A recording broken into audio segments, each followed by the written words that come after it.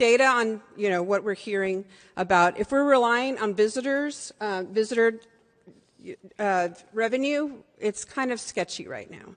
The next slide I have is revenue from developers and the spurs. These are the other two that was outlined in city manager's memo, right? So we hear revenue from the developers via the TERS. There's still details depending on the type of around the type of development that's going to take place. Will the development cater to a certain socioeconomic class?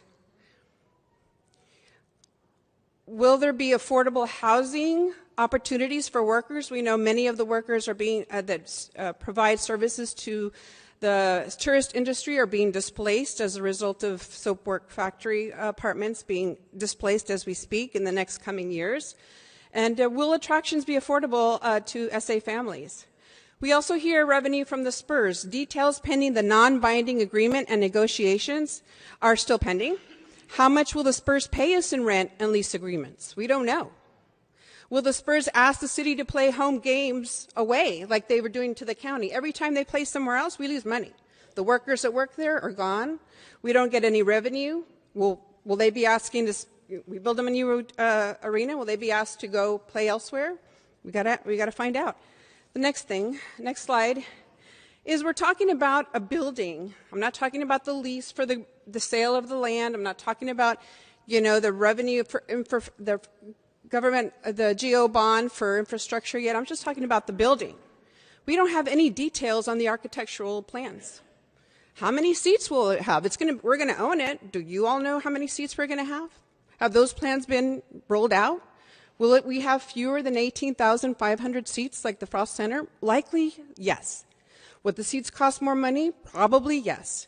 Fortune magazine documented arena deals all across the country in June of 2026 in an article and said all the new arenas had fewer seats and higher prices. Residents were priced out. Is that okay with you? Is that what we want? We don't even know what the building looks like, and we're moving ahead with a consequential cost here. So, next slide. Questions remain for me and for many residents regarding the $489 million. This contribution, San Antonio residents should have a say. San Antonio, why? Because San Antonio's economy relies heavily on tourism, but many national and international factors are affecting its stability. We say nothing's changed since the fall. I venture to say that's wrong. We started a war in February of this year. Gas prices have gone up. Costs to residents continue to go up. How can we say that things are the same? No, they're very volatile right now, and it's hitting the pockets of residents every day. Budget cuts at the federal level, tourism is going down. It's too fuzzy. How can we be okay with this $489 million contribution? There are still many unknowns, and these revenue streams are all connected to the $489 million. This information was not explicitly explained in all the meetings that we had from the spurs and the city. There's been a lot of meetings happening around all over the city, but they're private meetings with the business elite, with the chambers. We can't even go in those meetings unless you pay $200 a ticket. What has the city done to provide clarity on how this is going to be paid for? It's been minimal.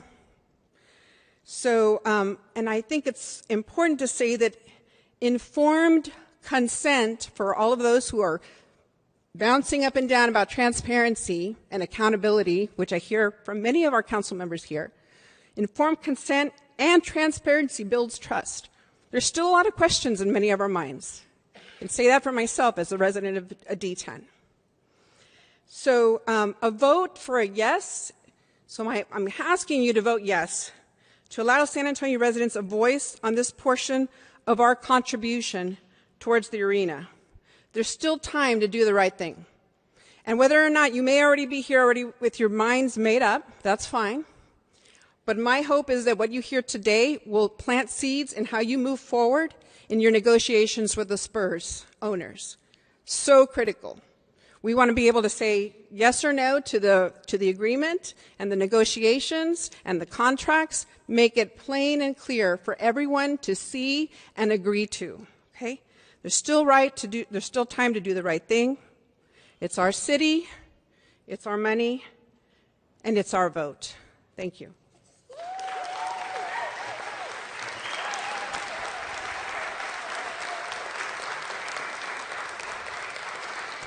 James Anderson, followed by Ed Banis, and then Christine Drennan. Good morning, Mayor and members of City Council. My name is James Anderson. I'm Chairman and CEO of Bartlett-Cock General Contractors. Bartlett-Cock has called San Antonio home for the last 65 years, since 1959, and we've had the privilege of building our community, raise our families, build careers here, and work alongside generations of contractors, architects, engineers, and craftspeople. I'm here today on behalf of Bartlett-Cock, but also I've spent my entire career being a part of San Antonio's construction, AEC, and business communities. We have spent a great deal of time talking to people across our industry and throughout the community about the arena and the broader investment happening downtown, including contractors, subcontractors, engineers, suppliers, educators, workforce organizations, and community leaders.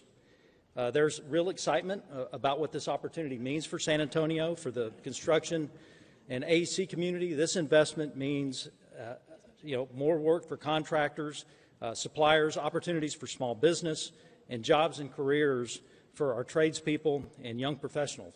Our industry has an aging workforce and needs the next generation of electricians, plumbers, welders, carpenters, equipment operators, superintendents, project managers, architects, and engineers.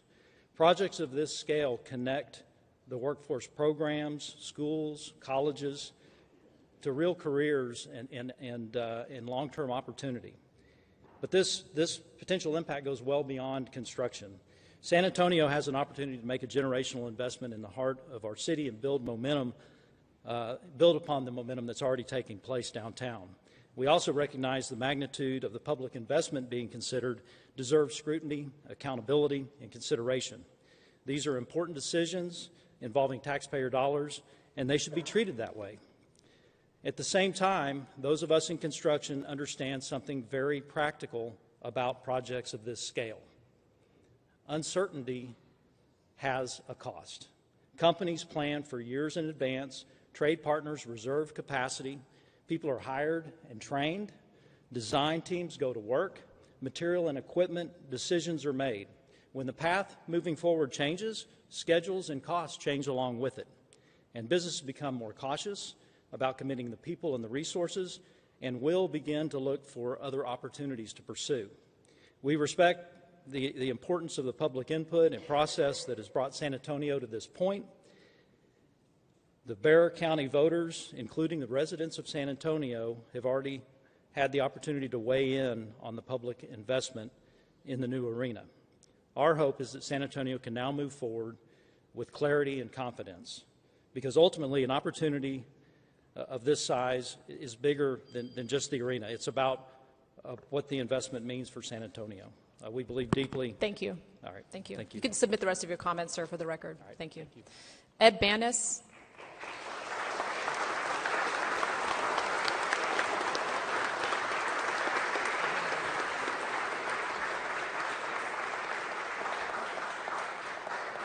Ed Banis.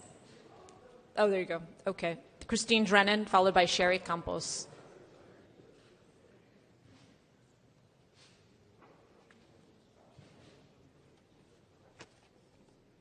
Hello. Uh-oh. Good morning. Ed Banis from Council District 4. Dear citizens, not many minutes for this. There should be no confusion about what was voted on. 15% voted and it was decided.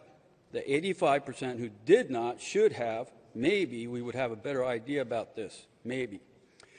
By the way, the first report about the rodeo stadium makes me wonder if someone should reread something, maybe a new physical survey.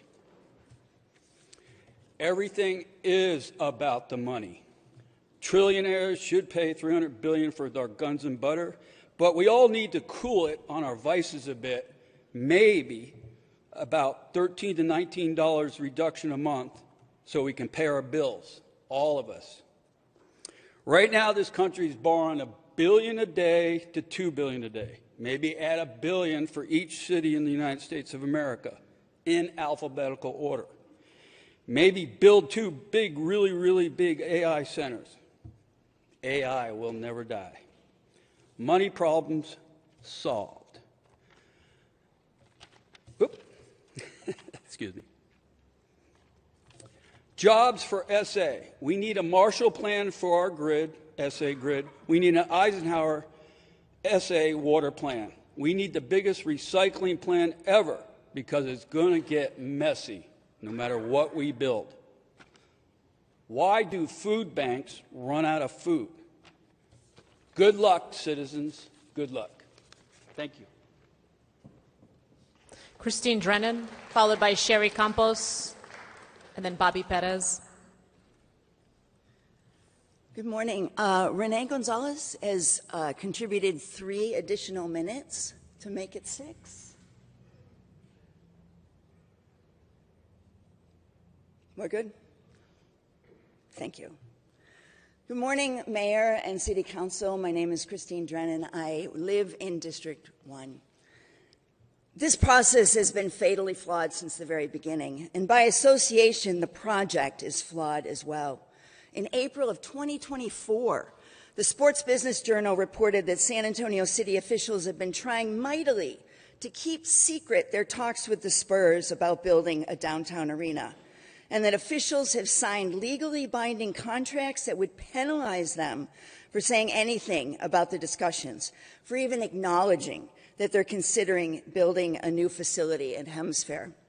By the summer of 2024, the Express News revealed that since 23, over 30 non-disclosure agreements had been signed between Spurs Sports and Entertainment and various government officials, private sector third-party developers, and nonprofit sector entities with anticipated ties to the proposed project that behind closed doors was being called Project Marvel.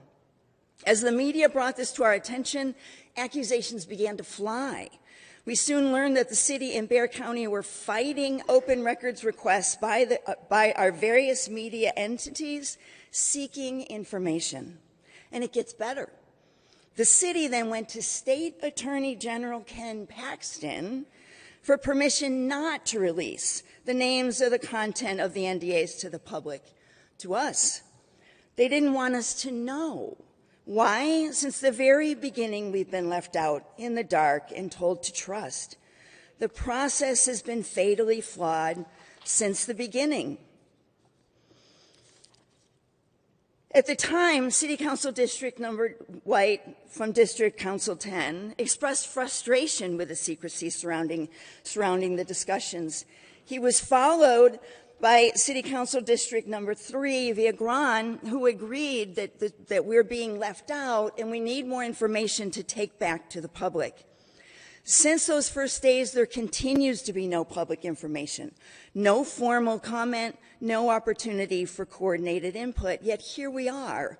In fact, the old council might even be proud that we've continued the old ways. Leave the public out of all decision-making, convince us that you have the best interest at heart, twist words around, believing we won't know the difference, tell us that the entire project's being paid for with PFZ funds, and assume we'll believe. As an educator, there has been no public education campaign, so the rumors and misstatements continue to fly. My favorite, that the entire project would be paid for with state sales tax dollars. Give me a break. Even you know that's not true, but one of you was on KSAT 12 last week saying exactly that. You should be embarrassed. The process has been fatally flawed since the very beginning. But we're not your enemies. We are your people, and you are ours. So why are you afraid of us? Why have you never convened us to discuss the project? The Spurs did. You have not. Why are you only using funds that you do not need us to vote on, that you can pass without any public input? Are you afraid? Currently, the deal is not sound. There's too much evidence from other cities that these deals do not return what they promise. So too are there outstanding questions about the viability of the TERS and the PFZ to generate the funds needed to pay back the revenue bonds for which you're denying our vote. Show us why it's a good deal, and we will support you. But so far, you haven't done that. Pass this ballot language, and then use the next 3 months to ensure that we vote yes, that we support you. How? By negotiating the best deal in NBA history, a model for future negotiations in other cities, a deal favorable to the team and to us. And I challenge you to imagine a deal in maybe which the city contributes 100 or 150 million rather than 489. Then the money generated in the TERS could go back to the general fund, and instead of just paying back bonds. That is a lost opportunity, a deal that the city, the people of the city are proud of and own because all were included, a deal that we can all get behind because we worked together. Pass this language, and then let's work together so that we will vote yes. Thank you.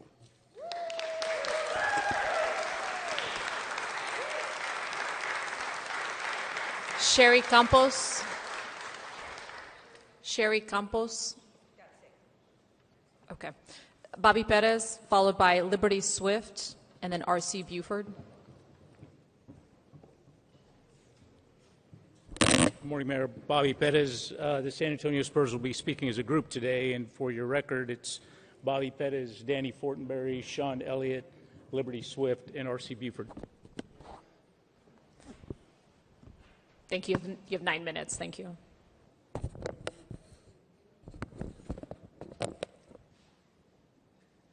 Mayor, council members, thank you for this opportunity to come together. For the past years, we've worked with the City of San Antonio, with the Bexar County, and this community. We've listened, and we worked through hard discussions. We've all made commitments to each other for the future of all San Antonians. Last November, the voices of San Antonio and Bexar County were heard. They gave us direction. Invest in a downtown home for the Spurs and for the future of San Antonio. The purpose of that November election statute that was passed by the San Antonio voters. Keep visitor dollars in San Antonio. These dollars can't be used for anything else. For more than 50 years, we've seen what the Spurs generate for San Antonio. Just this past summer, during the NBA playoffs, the Spurs generated $165 million that were spent in our community. Hotels, restaurants, downtown came alive. The Spurs and our development partners are committing more than $2 billion to this project, as well as covering all cost overruns on the arena. Throughout our history, San Antonio Spurs players have invested right alongside us in our community. Think George Gervin and the George Gervin Academy. Think David Robinson and the Carver Academy. Public-private partnerships work when everyone can trust the process and rely on the commitments that we make to each other. We know there's still work ahead of us. There will be more questions. There'll be more hard discussions and more decisions. We're ready to go to work. We believe in San Antonio. and we're ready to keep building this community together. Thank you. I'm going to pass this to Sean Elliott, please. Good morning, Mayor, council members. I'm Sean Elliott. I'm honored to be here today with a different type of message than the last time I stood before you. And that's simply thank you. Thank you to the council members who have spent countless hours studying this deal, this project. Thank you for asking the tough questions. And thank you for being willing to listen to your constituents and move forward. Making decisions like this aren't easy, I understand that, and they shouldn't be easy. When you're making decisions about the future of the city that you love, there should be debate, there should be scrutiny, there should be accountability. But the time also comes when leadership requires vision and the courage to act on it. I've been fortunate enough to have a front row seat to the evolution of this city for nearly 4 decades. I have never been more excited about where San Antonio is headed. And we all got a glimpse into that future just a few months ago. No one expected our young Spurs ball club to make a run all the way to the NBA Finals. But they epitomized the spirit of the city. They were tough. They played with grit and heart. They believed in each other, and they defied the odds. And you could feel that everywhere. The city came along right with our guys. Everything was packed. Pep rallies, downtown watch parties, hotels, restaurants, bars. We had strangers high-fiving each other again. Spurs, banners, and flags flew on cars and establishments all over this city. Kids were wearing Spurs jerseys, and so were their parents.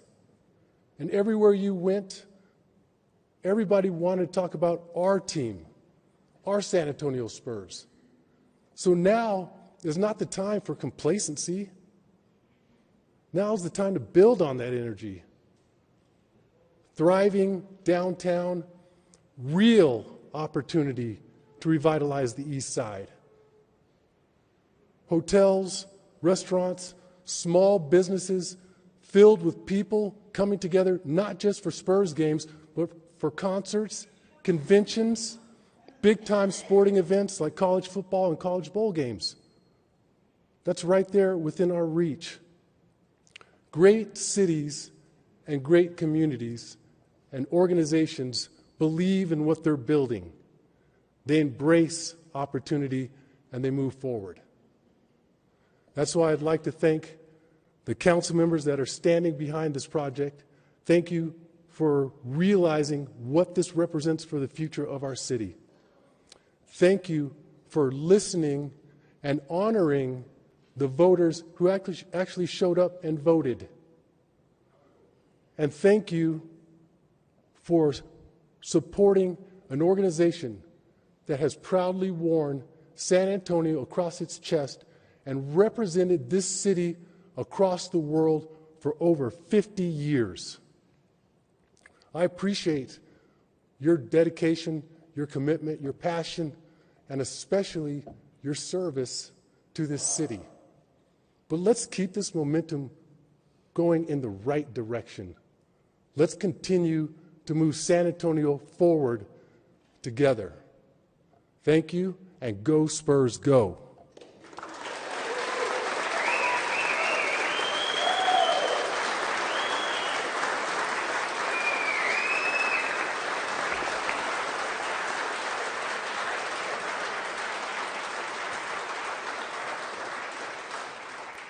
Mateo Lopez.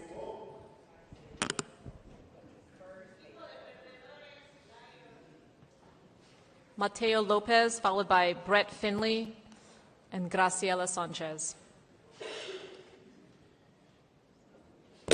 Well, thank you, Mayor Jones and the City Council. My opinions are my own. I have been a downtown ambassador for 7 years now, and it's been the privilege of my life. It is the privilege because when my brother and we were living at the Robert Lee Apartments just up the road from here, our mother was an ambassador. And to be two kids back then, downtown is one big theme park. We used to sneak in snacks at the AMC theaters.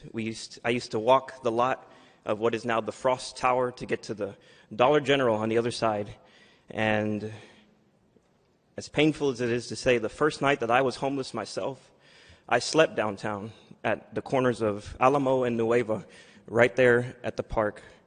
And I slept there because Hemisphere is where San Antonio meets. It's where I truly felt safe. And the ambassadors are asked, they're given so many amazing challenges as they go out there in their cleaning duties, helping the people, the tourists, the locals, the homeless, everyone.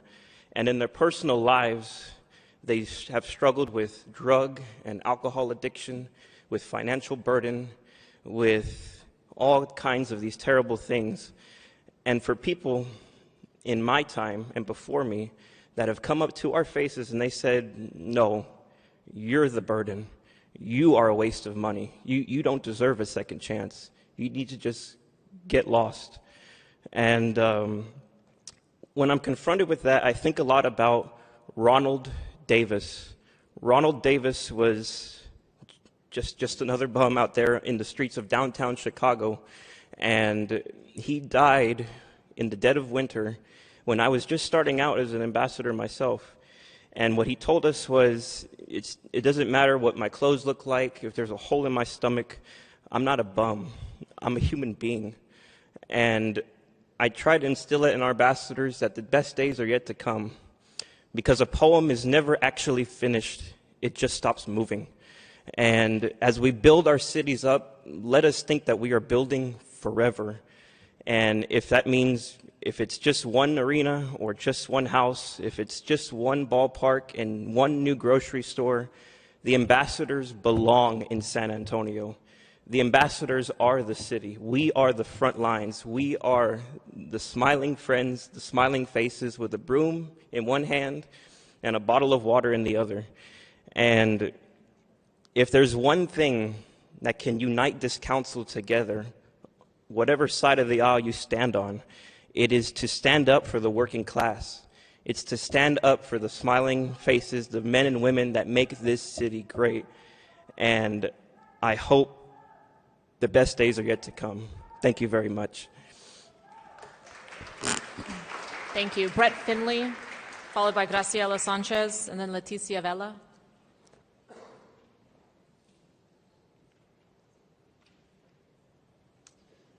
Good morning, Mayor. We'll be having Luis Rodriguez, Kevin Denon, and Jessica Palacios also contributing comments for the speakers list. Were you able to capture the three names? You have 9 minutes. Thank you very much, Mayor. Well, good morning, Mayor and members of Council. My name is Luis Rodriguez, and I have the privilege of serving as the President and CEO of the first Hispanic Chamber of Commerce in America that proudly calls San Antonio home, the San Antonio Hispanic Chamber of Commerce. And today I'm speaking on behalf of a coalition that comes together to help San Antonio move forward. Behind me, we have leaders from these respected organizations that includes the South Texas Business Partnership, the Greater San Antonio Chamber of Commerce, Greater SATX, Metro SA Chamber, and your San Antonio Hispanic Chamber of Commerce. Our message this morning, it's simple. The voters have spoken, and momentum matters. The Downtown Sports and Entertainment District represents more than an arena. It represents an opportunity to strengthen our small businesses, attract investment, expand tourism, create jobs, and continue positioning San Antonio as a destination for business, entertainment, and major events. The business community values certainty. Investors value consistency. Communities benefit when leaders follow through on commitments and continue building on the momentum already underway. We recognize, we recognize and appreciate the importance of fiscal responsibility. Fiscal discipline and economic investment are not mutually exclusive. When we continue moving San Antonio forward while remaining accountable, transparent, and committed to delivering results, San Antonio wins. Our coalition, our organization, stand ready to continue partnering with the City of San Antonio, with our community and community organizations, the San Antonio Spurs, to ensure this project benefits our businesses, our community, for so many more generations to come. I want to thank each and every one of y'all for y'all's time and service and the investment of your input that you have put in coming to this decisions. We stand behind you, ready to support in moving San Antonio forward, and we look forward to working with City Manager Eric Walsh and our council and our mayor and making sure San Antonio, what we already know, is the greatest city in the United States, and this is a step forward. It gives me great joy to introduce Kevin Dinnan, the chairman of the Greater San Antonio Chamber of Commerce, to close us out. Thank you, Luis. Good morning, Mayor, members of City Council. It's already been said, but I really do appreciate your service to this community. It's a hard job that you have. I recognize it. And we have democracy in action this morning. We can hear it and we can see it. San Antonio, in my judgment, is at a very important moment in its history. We have an opportunity to make a significant investment in downtown, strengthen our partnership with one of our most important organizations, partner organizations that cares obviously deeply about this community, the San Antonio Spurs. But as we consider that opportunity, we must remember who we are doing this for. We are doing it for everyone in San Antonio, everyone who calls San Antonio home. I care deeply about the challenges facing our residents on every part of our city. I've said that many times to many of you. I also believe we must invest in the economic future of our city, and we can do both. The Spurs have been an extraordinary partner. This project offers an opportunity to strengthen downtown, encourage additional private investment, create economic activity, and position our city for the future. We did not arrive at this moment without hearing from the people. The voters of Bexar County and San Antonio spoke when they voted yes on Proposition B. The financing decision now is before you. This is the kind of decision members of city councils commonly make all over this state. Revenue backing financing is regularly approved by governing bodies without a separate public election. And importantly, the bonds would be repaid through revenues including Spurs lease payments, ground leases, new development at the Hemisphere, along with state hotel-related revenues captured through the project finance zone, not existing general fund budget dollars. That distinction, in my judgment, matters and should be upheld. We can protect funding for essential city services, which I strongly support, and invest in the economic growth that helps pay for the investment itself. Now, on behalf of the Greater San Antonio Chamber of Commerce and our partner organizations here this morning, I respectfully ask you to move forward. The voters did their job. We ask you to do your part, scrutinize the agreement, protect the taxpayers, and move our city forward for everyone who calls San Antonio home. Now, our generation and all future generations to follow us. Thank you, and God bless each one of you. Thank you.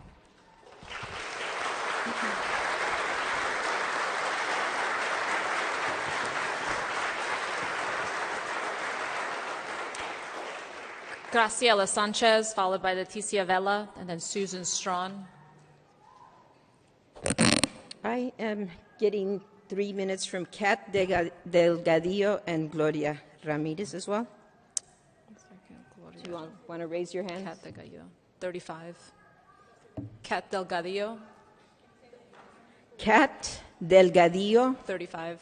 And Gloria Ramirez. Gloria Ramirez. 29. Thank you. 9 minutes, ma'am. Good morning, Mayor Jones and members of the City Council, including my own, Terry Castillo. My name is Graciela Sanchez. I am a lifelong San Antonio resident, a West Side resident, and executive director of the citywide organization Esperanza Peace and Justice Center, turning 40 next year. I want to begin with something very simple. We are not asking you today to vote for the arena. We are not asking you today to vote against the arena. We are asking you today to let the people of San Antonio vote. In response, we are told two things. First, The people already voted. Yes, they did. In November 2025, Bexar County voters voted on the county's contribution to a new Spurs arena. We respect that vote. We are not asking anyone to undo it. But that was a vote of Bexar County residents on the question of whether the county should contribute $311 million to finance the Coliseum and the arena. What we are asking is to allow San Antonio residents to vote on whether the city should contribute $489 million to the arena. Those are two different questions. County voters answered the county question. Now let San Antonio voters answer the city question. The second response to the call for a city vote is that the $489 million isn't taxpayer money. It will be raised through lease payments, the PFC, development revenues, and other designated sources. But this argument is insulting. Proponents of the arena hope that the new revenues will be enough to fund most of the city's contribution. But this is just a hope. If or when the new revenues fall short, the city will still be obligated to pay the $489 million, and this financial commitment is a public resource that otherwise could be used to fund other public needs. Let's not forget how just recently we had to rescue the Grand Hyatt during COVID when they couldn't pay us back. And there are important questions about this use of public resources. What public resources are being committed? We're hearing $250 million of the $440 million for next year's 2027 bond. That's taxpayer dollars and only leaves us $190 million to finance streets, parks, housing, drainage for the rest of the 9 districts. And then there's the $60 million TERS funds from the Midtown TERS to purchase the land where the arena will be constructed. Midtown TERS funds could return to the general funds, but instead will fund the wealthy billionaires and multimillionaires. And this Wednesday we have a meeting, but if you go to the agenda, it doesn't say anything about the arena or the Spurs. So again, let's talk about lack of transparency, Mr. Walsh. For how long? What risk are we assuming? What other choices are we making when we dedicate these resources here? Those are legitimate questions, and voters are capable of answering them. We are also told that San Antonio issues revenue bonds without elections all the time. That's true. We finance our airport, we finance water and sewer systems, we finance essential public infrastructure. But here we are talking about hundreds of millions of dollars in city participation in an arena whose principal tenant will be a privately owned professional sports franchise. But when a public commitment is this large and substantial private investment is involved, why is asking the public to vote unreasonable? Timing matters too. Our city is confronting difficult budget choices, and neighborhoods like the West Side have heard the same answer for generations. Same thing with the East Side and the South Side. Wait for the sidewalk. Wait for the drainage. Wait for the street. Wait for affordable housing. Wait for the park and the trees and the swimming pools in the park. Wait another bond cycle. Wait another generation. So when government demonstrates extraordinary creativity in assembling hundreds of millions of dollars for downtown development, the West Side and the East Side and the South Side and the North Side have every right to ask hard questions. This is not anti-Spurs. This is not anti-downtown. This is not anti-development. This is responsible citizenship. Why respond to constituents who have serious questions about such a large investment by giving them less opportunity to vote rather than more? Some of you may believe this arena is a great investment. Make the case, but let your constituents decide the city question. San Antonio has a deep Mexican-American voting rights tradition. Willie Velazquez and the Southwest Voter Registration Education Project fought to expand political participation. Thousands of Chicanos, blacks, and progressive white allies also fought for greater participation and to end the practice of having important government decisions made by a few city officials colluding with developers, bankers, engineers, all of them meeting behind closed doors. We thought we were done with elections and policies decided by the Good Government League. Por favor, here we are again. Now more than ever, we must honor our core commitment to democracy. This is an opportunity to strengthen our commitment to democracy by allowing your constituents to vote. And let us put last November in perspective without disrespecting anyone who participated. Every vote counted. The county results should be respected, but November 2026 is a federal midterm election when many more voters historically participate. The question is not whether last year's votes counted. Of course they did. The question is, why should we be afraid of allowing many more San Antonians to participate this November? This issue has brought together people who often disagree. I'm going to run out of time. That tells us something. This is bigger than left and right, but it is more about who's at the top and who's at the bottom, rich and poor. You do not have to oppose the Spurs to support democracy. You do not have to oppose economic development to demand accountability. And you do not have to oppose Project Marvel to believe a commitment this large deserves a public vote. So I want to close by speaking to every member of council. You may support Project Marvel, you may oppose it, you may still be undecided, but do not be afraid of the people you represent. Put the question before us. Make your case. Respond to the questions and concerns you've been raising for over a year. Explain the financing, explain the benefits, explain the risk, give people the facts, and then trust the people of San Antonio. Trust us enough to listen and to vote. The county vote answered the county question. Now let San Antonio answer the city question. Déjenos votar. Let San Antonio vote. Our city, our dollars, our vote. Muchas gracias.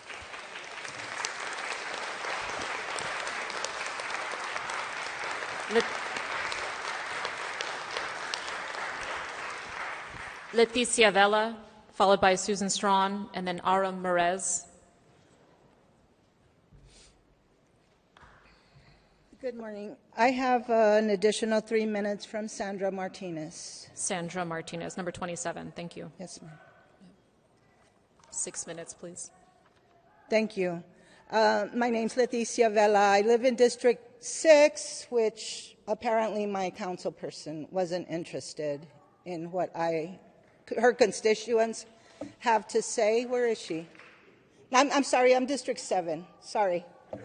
7, not 6. 7, I knew the face. I just confused the number because, let me tell you, I am exhausted. I am exhausted by this. I am disaffected by this body, not you specifically, it's years of this body of city council who has not represented the needs of San Antonio residents. Only the needs of those in power. So let me kind of make the argument that I came here with today. Okay, so I went after the county vote. I went to the vision session at Our Lady of the Lake University.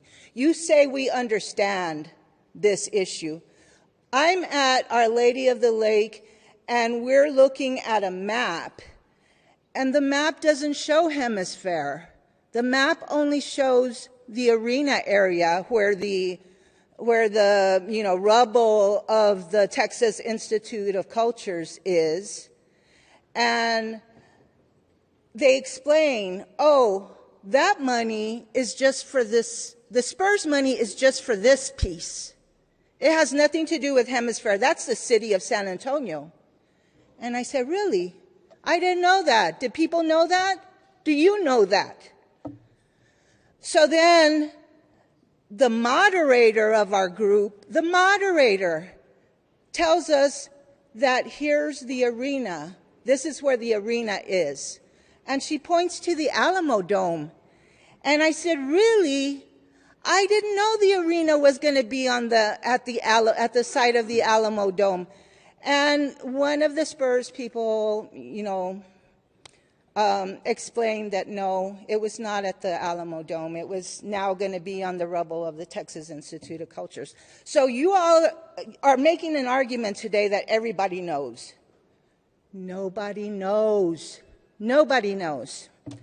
So that was my experience with this process that you all say has been fair and inclusive of us, the residents.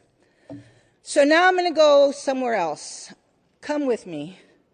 So in 2002, we had here,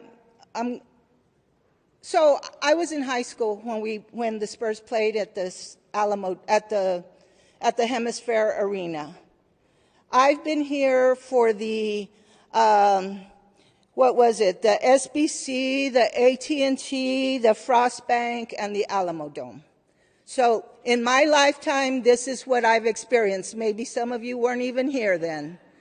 But this is where I'm speaking. I'm speaking from legitimate experience of having lived in this city and dealt with these issues time after time. So I'm moving now to an issue that was called PGA Village. It was in 2002 and 2000 to 2002, and it was going to be built over on Bulverde Road, up on the north side. And we were told this is going to give us economic development, it's going to give the city, it's going to make us a world-class city, was the big saying back then. So I did a study of, this is my Ronald Lee McNair Scholars Program research that I did, and we're talking about exactly the same issues. Exactly, the economic development, the jobs, and on our side, the need for giving public money to billionaires. We had a voting rights court case that we fought in that one also. So all the same elements, you're willing to look at this, to look at my research from that time. I did a lot of interviews, and people are like me, exhausted and disaffected by this council, by the body of this council throughout the years, never listening.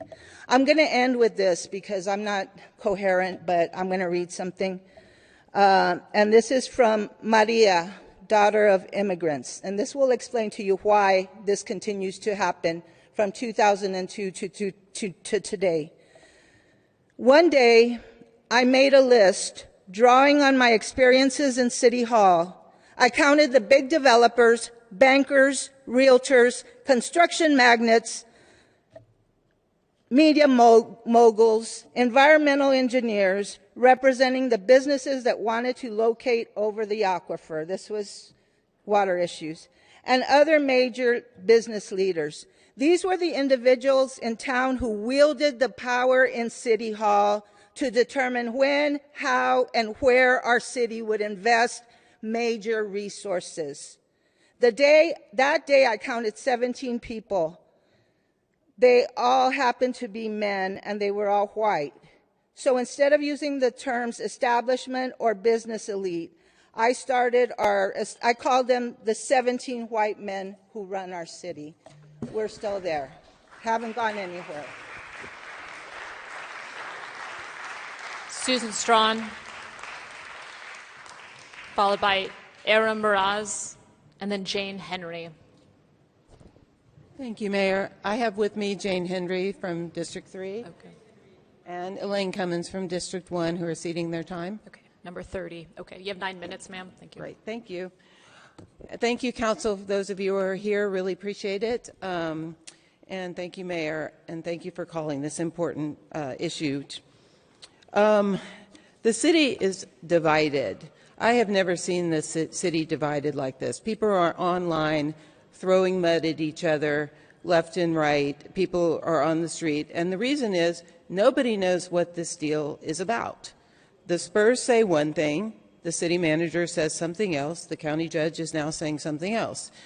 And we can't decide. We don't know, we don't agree on what the county vote was about, evidently.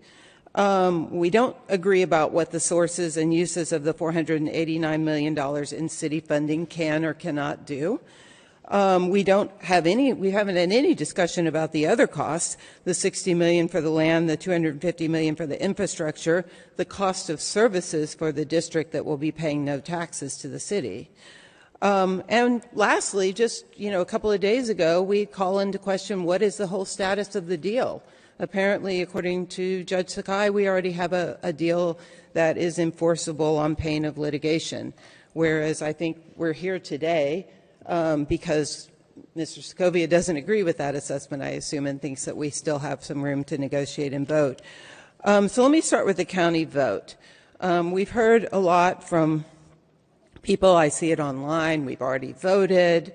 Respect the vote. But I want to tell you what I saw that we voted about, and I brought it here today. It's a hotel tax paid by tourists and visitors, not San Antonio families. What's on the ballot? Increase the hotel occupancy tax to a maximum rate of 2%. No cost to San Antonio homeowners or renters, zero. The arena will not be funded by visitor taxes. The arena will be funded by visitor taxes. Sorry, can I see that one back again? And this one, it says, are you staying in a San Antonio hotel? No. Howdy, neighbor, you pay zero.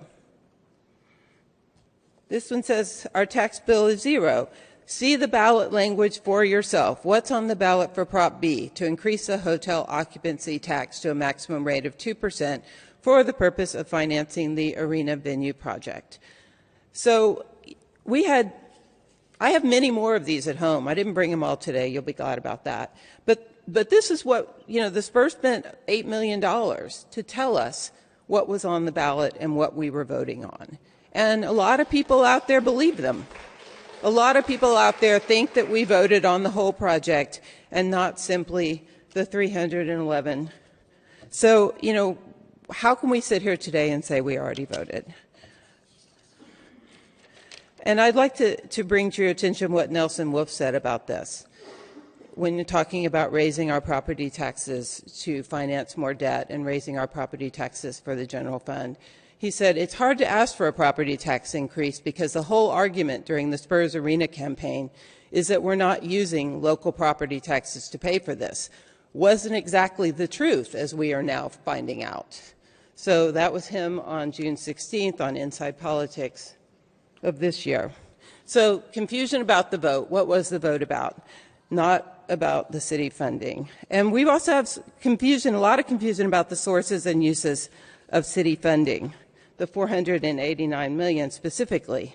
The city has said repeatedly it's about the ground leases, the arena rent, the TERS, and 48% might be the state hotel tax. The Spurs have said repeatedly that it's only the state hotel tax.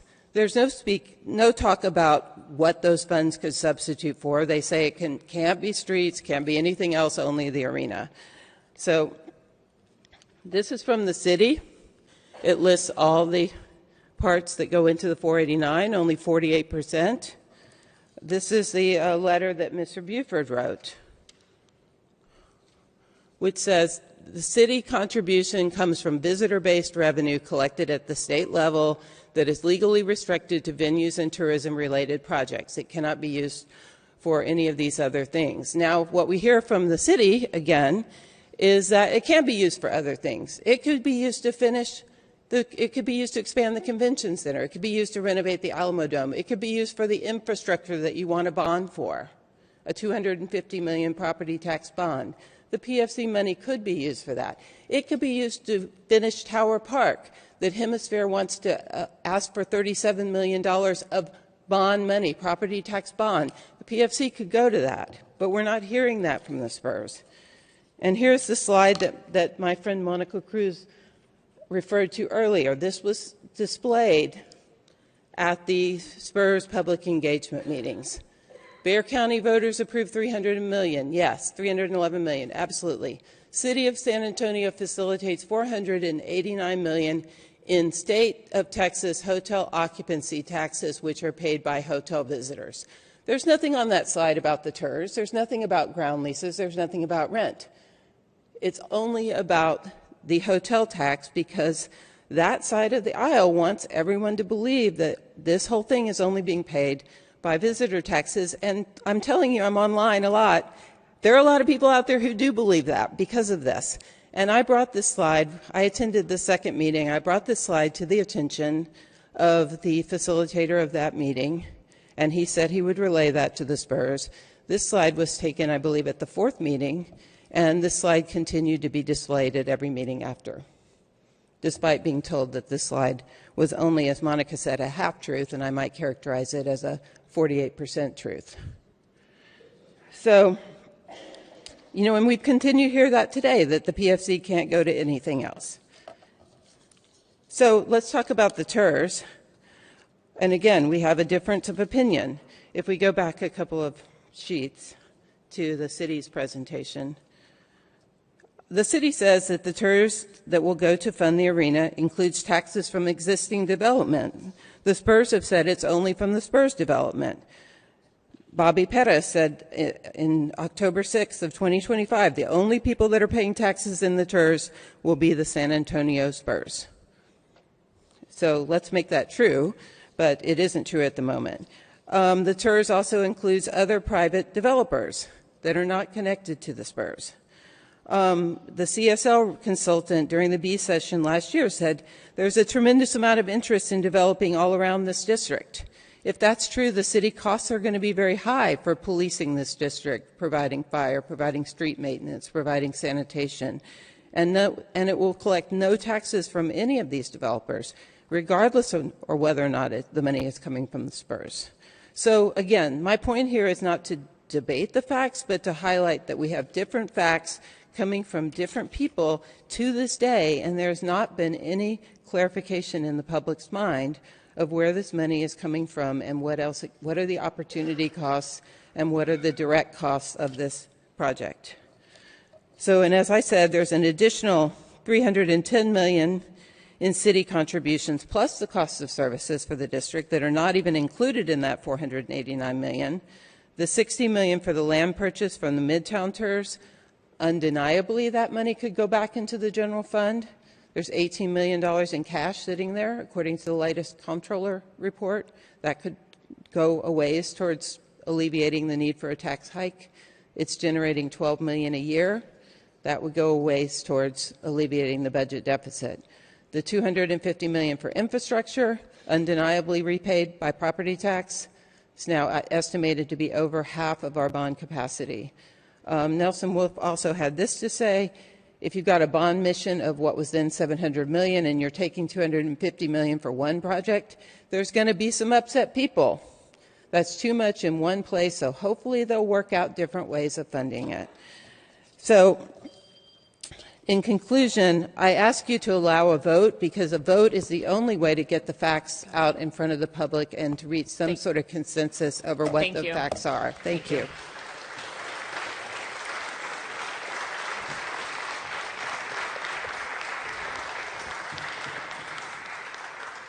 Aram Miraz, followed by Martha Spinks, and then Det Cole. Good morning, Mayor and City Council. My name is Aram Miraz. My thoughts are my own. I don't represent anyone. I don't expect you to remember this, but I was actually here last year and I spoke in favor of the term sheet, and I outlined a fear that I had. I was afraid that endless debate and endless discussion were ultimately going to kill the project. And I fear that that's coming true. Because even though we've already had an election that involved the county and the city, we're still debating whether we should have an election. The sensation that all of this has given me is that, in particular, the mayor wishes that this project would just go away, that something would kill it, an election, an economic study, so she wouldn't have to manage it. But that's not going to happen because the voters decided and they approved of the investment. The sensation that I get from the mayor is that she can't govern. And that's why she wants this project to die. Because she knows she can't get the best possible deal. She knows that when it comes to the details, she's not going to be able to get the most of it. She can't control her own office staff. How are we supposed to expect that she can handle the most ambitious project in the city's history?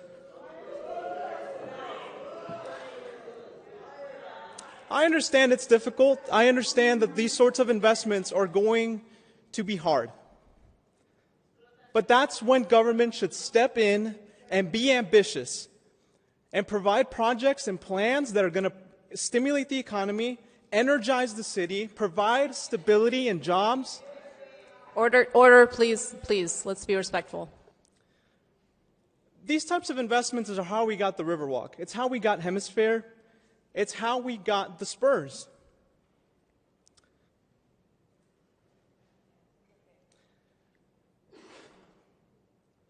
Those things transformed our city. And that's all I'm asking for, is for you to be bold and courageous and ambitious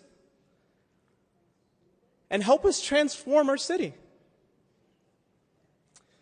And I actually think, even though there's a lot of booing, I speak for a lot of San Antonians when I say that there is an election that we would like to get a do-over on, and it's the election of the mayor. Martha Spinks. Martha Spinks.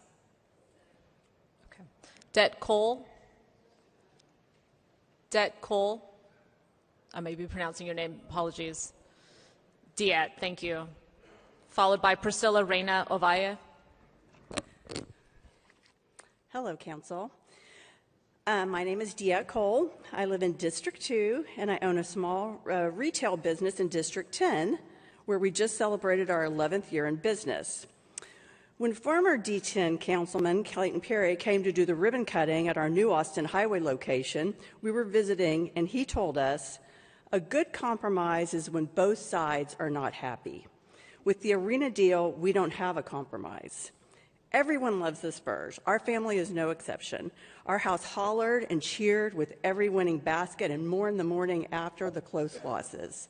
The immense value they bring to their San Antonio home is undeniable. You can love the Spurs and you can want a fair deal for San Antonio's citizens. Both things can be true. Project Marvel's cost is too great. This was not a transparently and inclusively negotiated deal, and as a result, clearly, it has left our citizenry torn in half. Recently on a radio show, our current D10 councilman said, the $489 million might not help my business, but it will help the city in the long run. Where's representation and voice for businesses in our district? Sure, out-of-town visitors may help my business, and arena replacing an arena we already have with less seats is not bringing any more visitors to town. PFZ money could be instead prioritized for expanding the convention center, which would bring more visitors to town who are in town long enough to discover other areas to explore and spend money. Respectfully, I ask each of you, let's strike a fair compromise by letting San Antonian citizens' voices be heard, by giving them the opportunity to vote. Do the right thing. Let San Antonios vote. Thank you. Thank you. Priscilla Reyna Ovaya.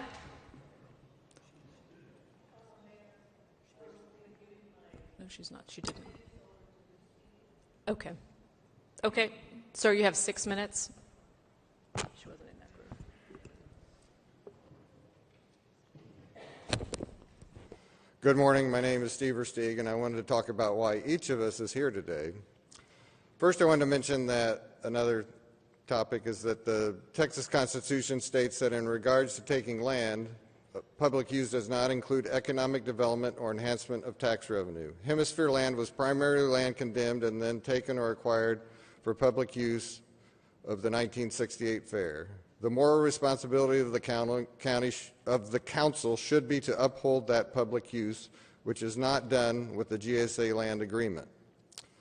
Also, there is a history of avoiding a public vote in order to develop, in the case of the 68 apartments built on parkland. The city legally complied because the state legislature changed the rule temporarily to avoid a vote, but did we morally comply? Back to why we are here, I don't mean existentially or because of the agenda item today. I mean, why are you personally on the dais at this point in time? And why am I at this microphone rather than at my job today? In engineering, a way to solve problems is called 5 whys. The point is to keep asking why until you find the root cause. For example, me, why did I know about this funding issue? Because of the No Project Marvel grassroots movement. Why did I know about that movement? Because a fellow Tier 1 steering committee member told me about it. Why was I part of Tier 1?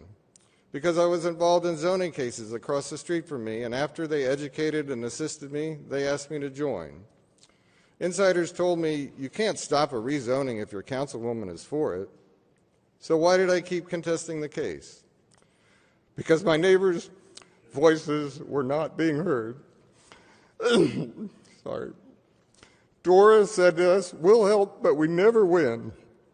By we, she meant her and other second-generation homeowners whose parents were working-class Hispanic property owners in our section of neighborhood that used to literally be on the other side of the tracks, between tracks that were spurs that fed Fort Sam Houston.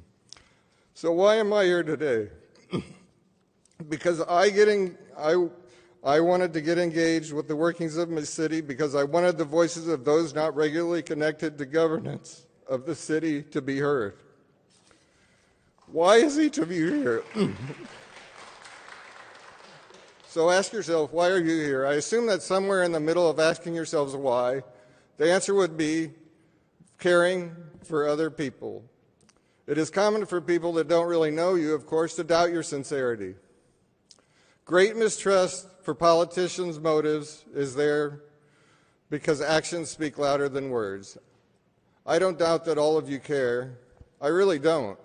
So I'm asking you to ask yourself why you care. Why, whether at an early age or later age, you started to care about governance.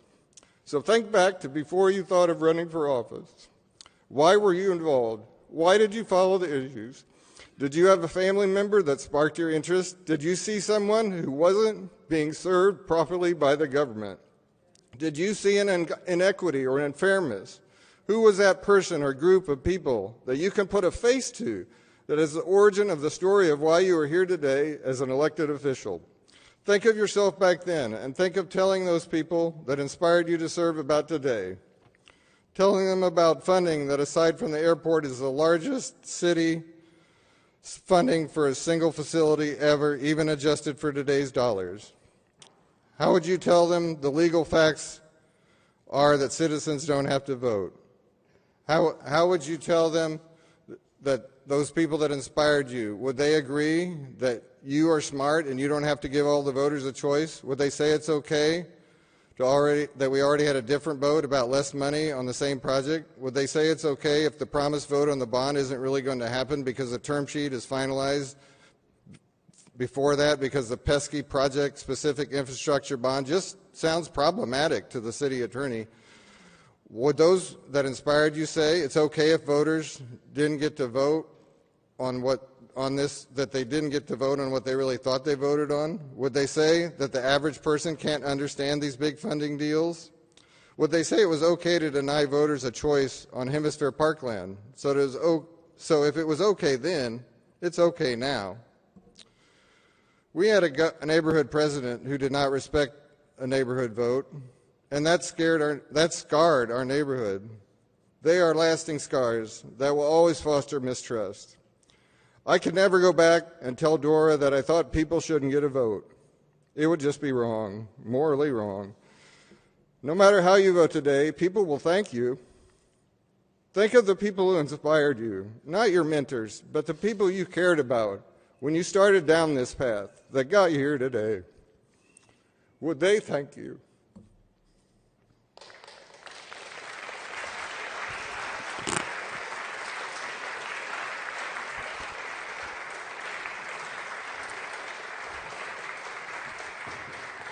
Thank you. Rebecca Flores, followed by Kathleen Vale and Velma Pena.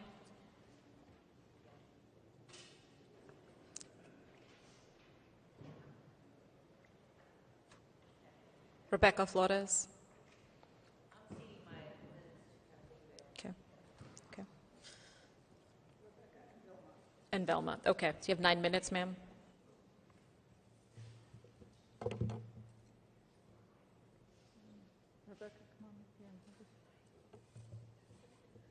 So it should be nine minutes total.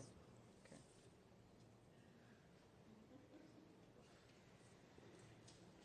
Thank you. Good morning, Mayor, council members, friends, and fellow San Antonians who are here today and watching online. I'm back here again, and I thank you for the opportunity to speak to you again, representing myself. My name is Kathy Vale. I am a D1 homeowner in the Ridgeview neighborhood, living on my childhood street in a working-class neighborhood built in 1955. I love my neighbors and the Ridgeview community. I began paying attention to Project Marvel 2 entire years ago when Dr. Christine Drennan's op-ed was published in the paper, Downtown Mecca Cuts Out Community. That was 2 years ago. I am deeply rooted in civic engagement and voter participation. I served on the Mayor's Commission on Voting, and I am the Vice Chair of the Bexar County Elections Advisory Committee representing Precinct 2.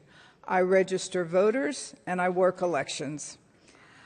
I want to begin by thanking Mary Jones for creating the Mayor's Commission on Voting and inviting me to participate. These were 8 weeks of demanding work that resulted in our 56-page report released last month. Every voice, every neighborhood, a bold vision for civic participation and voting in San Antonio. Our work has been applauded throughout the community, and I just want to take a moment to bring your attention to the editorial by the Express News, July 15th. Such civic engagement is a noble goal and should be supported. The fewer barriers to voting, the better. I'm very proud of the work we did. And a little more of that positive civic energy and inspiration would be very much welcome right now to replace the rancor and division ripping through our city. I welcome it, and I offer my work and expertise and experience to assist in that effort. Why? Because the people of San Antonio deserve the opportunity to vote on a downtown project of this magnitude. Not because we're against the Spurs, we're not. Not because we're against downtown, we're not. Not because we're against financial investment, we're not. And certainly not because we are against or afraid of transformation. We are not.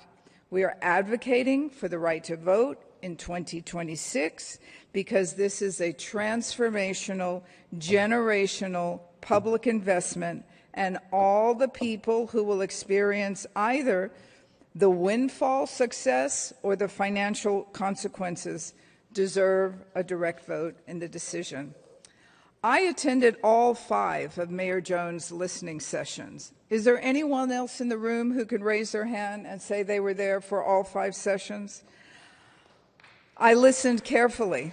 I talked with people I didn't know. I heard arguments on both sides. It was excellent civic engagement. I heard fiscal conservatives stand up, primarily in D9 and D10, and this is what they said. I didn't vote for you, Mayor, but I support you on this issue, and I'm grateful for the hard work you're doing to get some answers. Keep going. So I remain perplexed. I remain perplexed today. If this is such a transformational opportunity for San Antonio, why are so many council members determined to prevent San Antonio from voting? That question deserves an honest answer. Who bears the financial risk? Under the proposed financing structure, the city of San Antonio would issue up to $489 million revenue bonds for the arena construction. We have been told these bonds will be supported by the Spurs Arena rent, ground rent from private development, Hemisphere Tours revenues, and project finance revenues. Let's be very clear. The city issues the bonds, and the city assumes the debt. And some of those revenues depend on future development, tourism and hotel activity, and projections existing decades into the future. The proposed term sheet contains obligation and guarantees associated with certain revenues and the $1.4 billion private development. But that is not necessarily the same as if it said, if projected revenues don't materialize, the Spurs will make the San Antonio whole for every dollar of debt service. Those are two very different propositions. We've heard that San Antonio has issued revenue bonds without requiring a public vote. Absolutely true, but context matters. There's a profound difference between financing a public utility, a water system, airport, and issuing hundreds of millions of dollars in public debt connected to a project with enormous private benefits for millionaires and billionaires. That distinction matters today to taxpayers, and it should matter to anyone who calls themselves a fiscal conservative, including council members sitting on this dais. I've listened to concerns from people across the spectrum. Liberals are concerned. Fiscal conservatives are concerned. Neighborhood activists are concerned. People who love the Spurs are concerned, and I love the Spurs. People who have never attended a Spurs game because they could never afford to buy a ticket are concerned. Why? Because the project is very complex. It has not been well explained, and now it brings together people who do not ordinarily agree on very much. The question isn't, do you love the Spurs? I do. I still have my row 4 ticket stub from the 1976 game when the franchise started playing at the old convention center with the Iceman. The question isn't whether we want a downtown to succeed. Of course we do. Most of the people I speak for today come from generational San Antonio families who helped build this city with muscle, sweat, and grit. Who pays? Who benefits? Who bears the risks? And who gets to decide? Nearly 50 years ago today, San Antonio confronted another fundamental question about political power. It was November 1977 when San Antonio voters approved the historic move from an at-large city council system to single-member districts. It passed by less than 3% of the vote, and it was not inevitable. Nothing was given to the black and brown communities in this town in 1970s, fighting for representation against an Anglo-dominant good government league. People who had very little dedicated themselves. They registered voters, they organized, they went door to door, they held backyard carne asadas, they fought like hell for political representation. Why do I know this? Because my father was one of those people, because those meetings were held in my home by many of the people you see on this display right now. I lived that as a child, and it's ingrained in who I am. They understood something fundamental. No one was ever going to hand them anything. If they were going to win, it was going to be at the ballot box. They believed in Willie Velazquez's vision that representation is meaningless unless elected officials are accountable. That legacy is bigger than any change in the city charter. Did my representative listen to me? Did they explain the decision? All of that is accountability. So when people say we already elected you to office to make decisions, I respectfully respond, you were elected to represent us, not to eliminate our vote. Sometimes the most accountable thing that an elected body can do is to ask the people. Today, I'm here to ask you to let us vote, and we will accept the result and move forward, because that is democracy. The people of San Antonio, whose voices I stand for today, are not the obstacle to future. We are the future of San Antonio. We stand in solidarity, asking for something better. Give us a better deal. Thank you.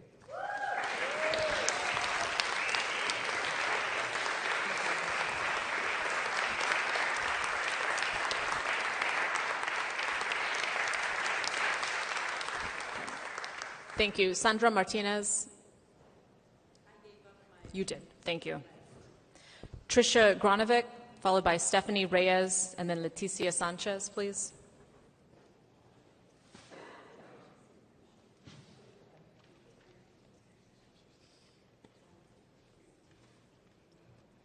Hello. Good morning, Mayor, City Council. We've heard a lot from all of our neighbors this morning already, so a lot of facts and statistics. I'm here to make an emotional plea. I'm a fourth-generation San Antonian. I have been a lifelong Spurs fan. I'm a D8 resident. I've owned my home there for 20 years. I love my Spurs more than anything, and this is not a fight about the Spurs. This is an argument about democracy. This is what democracy looks like right now in San Antonio, Texas. And I was pleased to join a coalition of concerned citizens, like Kathy stated, fiscally conservative, liberal, Democrat. It doesn't matter. This isn't about politics anymore. This is about representing the will of the people. And I don't know about y'all, but I saw a lot of these people at the listening sessions that the mayor was holding, but I didn't see any of the folks on the dais, at least at the sessions I was at. So when I hear certain members of the council say that their residents want to just go along and get along and they don't want to vote, I think that's disingenuous and I think that's dishonest and I feel disrespected, honestly. I feel very disrespected at the lack of transparency at this deal from the get-go. I'm like Kathy. I learned about this 2 years ago, and I've been wanting information for the last 2 years. And when I see things just kind of floating around and there's all this misinformation, I mean, there's a reason that we have a lack of trust in our government in the year of our Lord 2026. And it's because we elect people and we want them to represent our values. And when we try to communicate those values and wishes, and then we get suppressed and told, no, we don't need another vote. And it's not another vote. We never voted on the city money. We voted on the county money. So this is a very emotional situation, I think, for a lot of folks. And I would like democracy to work as it should, where the people's voice is heard, and let the chips fall where they may. We shouldn't be afraid to vote. If it's such a good deal, then let's vote. Let's see what happens. So thank you for your time today.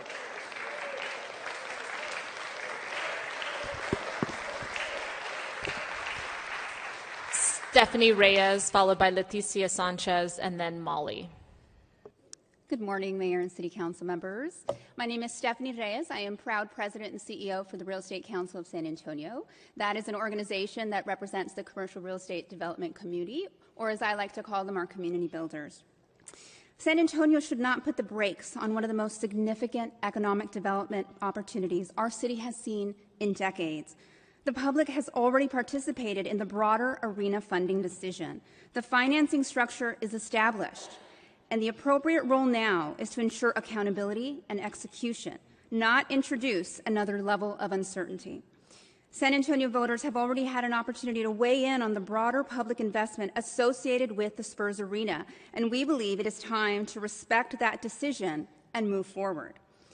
The proposed downtown sports and entertainment district represents a transformational opportunity for our city. It can create new development opportunities, support local businesses, attract public investment, and create thousands of jobs. It can strengthen downtown and generate economic activity that benefits San Antonio for years to come. But major real estate and economic development projects require certainty. Another election risks creating unnecessary uncertainty for developers, investors, businesses, and others who are making decisions about opportunities in and around the district. Rather than reopening a decision that has already been extensively debated, our focus should be on moving forward and making sure the project delivers for San Antonio. We can have accountability without creating another hurdle to progress. San Antonio has an opportunity to move forward with confidence and turn the investment into real economic opportunity for our residents and our businesses. REXA urges City Council to allow the process to move forward, focus on execution, and ensure this project delivers the jobs, investment, and economic growth San Antonio deserves. Thank you so much. Thank you. Leticia Sanchez, followed by Molly, and then Rebecca Galvan.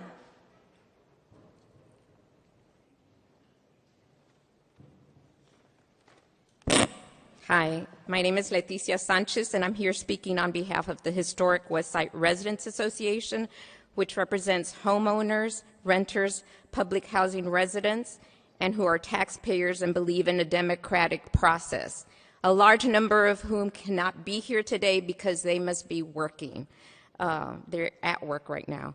We come here today united as neighbors, families, and lifelong San Antonians to demand that our City Council give us the right to vote on the $489 million the city wants to hand over for a new Spurs Arena. This is our city, our money, and our future. Decisions of this scale must belong to the people, not to backroom deals, political insiders, or City Council members alone. We've built the city with our labor, our culture, and our love for community. Now we're standing together to say loud and clear, put it on the ballot and let the people decide. We've heard from those who want to push this deal through, including City Council members, that we've already voted on this issue, but we haven't. This is city funding that we're talking about. At a time when our city is experiencing a budget deficit and many of our working class residents are struggling to feed their families and keep their utilities on, city staff and billionaire developers are pushing to take out bonds to support a project that will not help to lift our residents out of poverty. How can we talk about funding this project when we are being told that many city services will be cut back due to the deficit? Why do our residents continue to go without while the wealthy continue to get more? Today we are here to ask our City Council, what is the objection to allowing taxpayers to vote on this issue that will impact them? This has been a project planned behind closed doors that residents did not know about until deals had been made and non-disclosure agreements had been signed. We are now demanding that we get an opportunity to have a say on this issue and how we spend our city funds.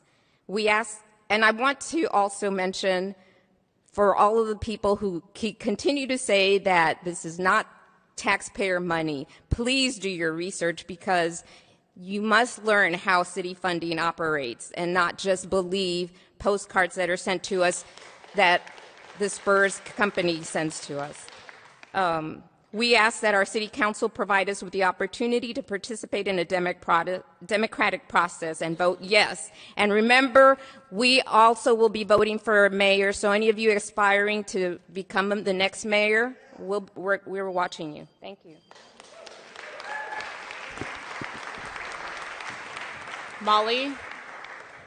Molly, followed by Rebecca Galvan, and then Mary Cabral.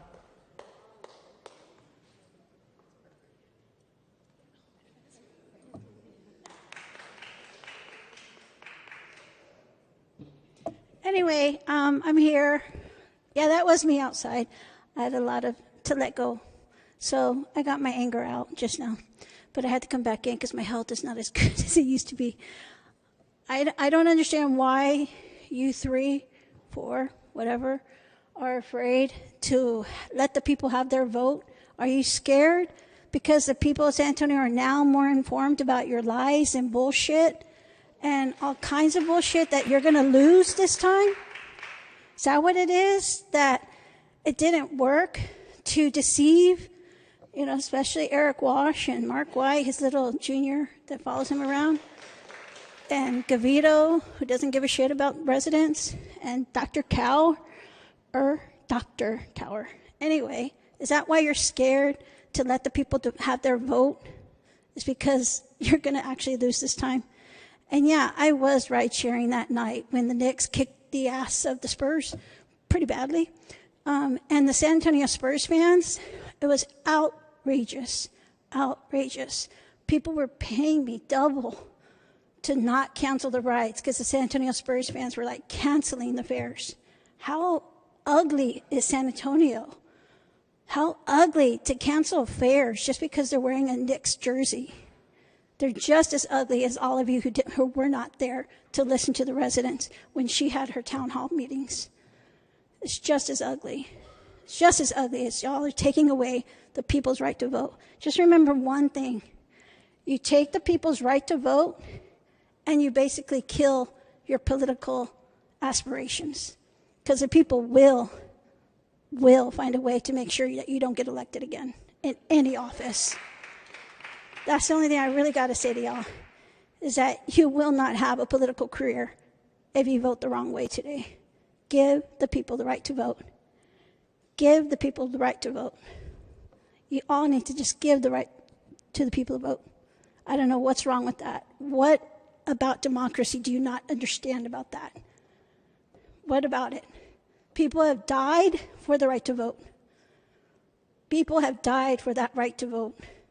And now here you are taking it away from the city of San Antonio residents. Okay, it is not the same thing as the county election. I'm not going to give you facts. Y'all have been bombarded. And Missy Spears, all those rate hikes and the property taxes, come on. Educate yourself. You know why that's all happening. Because now you voted on the county level to pay for something we can't. We can't pay for that. So now that the people of San Antonio are informed, let them vote. Let them have an educated, well-informed vote. Don't take their right way to vote, because then you'll lose your political career.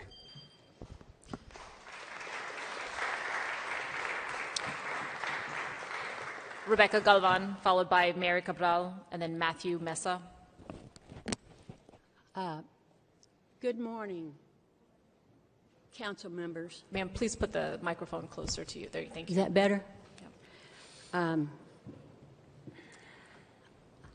I guess when you're looking at me up here, and I've lived in this city my whole life, and my previous generations for generations and generations back in this area. Ma'am, you have to be a little bit closer to the microphone. What I want you to look at is this fuzzy-haired little kid who grew up in San Antonio in the 50s, wondering why, even as a small child, and those of you who are looking at your phones instead of looking at the people who are talking to you, I wondered why, as a small child, living where I did, where I was lucky enough not to live on the west side of the town, where every spring the school children were being washed away in the floods in the 50s, and it was predictable.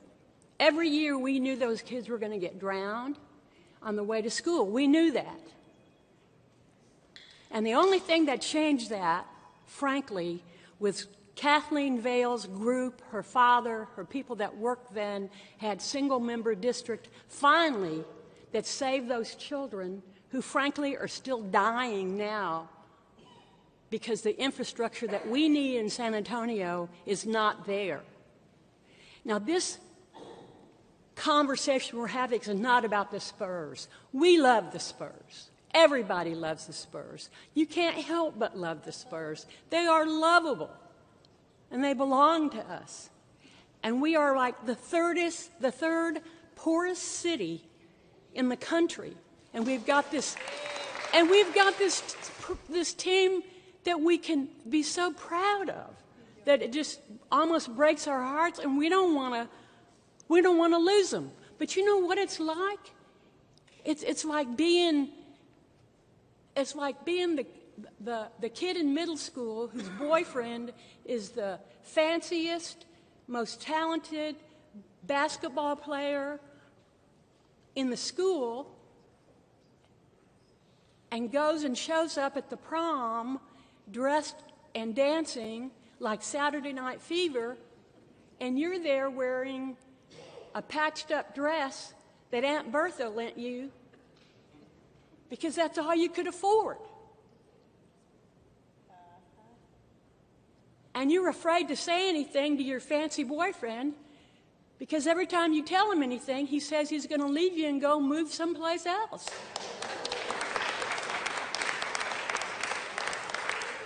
And I'm sorry, you guys, we love you. But quit threatening us and quit extorting us. Thank you, ma'am. And quit owing us $2.5 million. Thank you, ma'am. That nobody wants to ask them to pay us back because we're afraid. Thank you, ma'am. Thank you, ma'am. Well, If you have prepared, ma'am, if you have prepared remarks, you can leave. You can provide them for the record. And thank you, ma'am. That's what I want to do. I want to thank you, ma'am. Thank you, ma'am. Mary Cabral, please.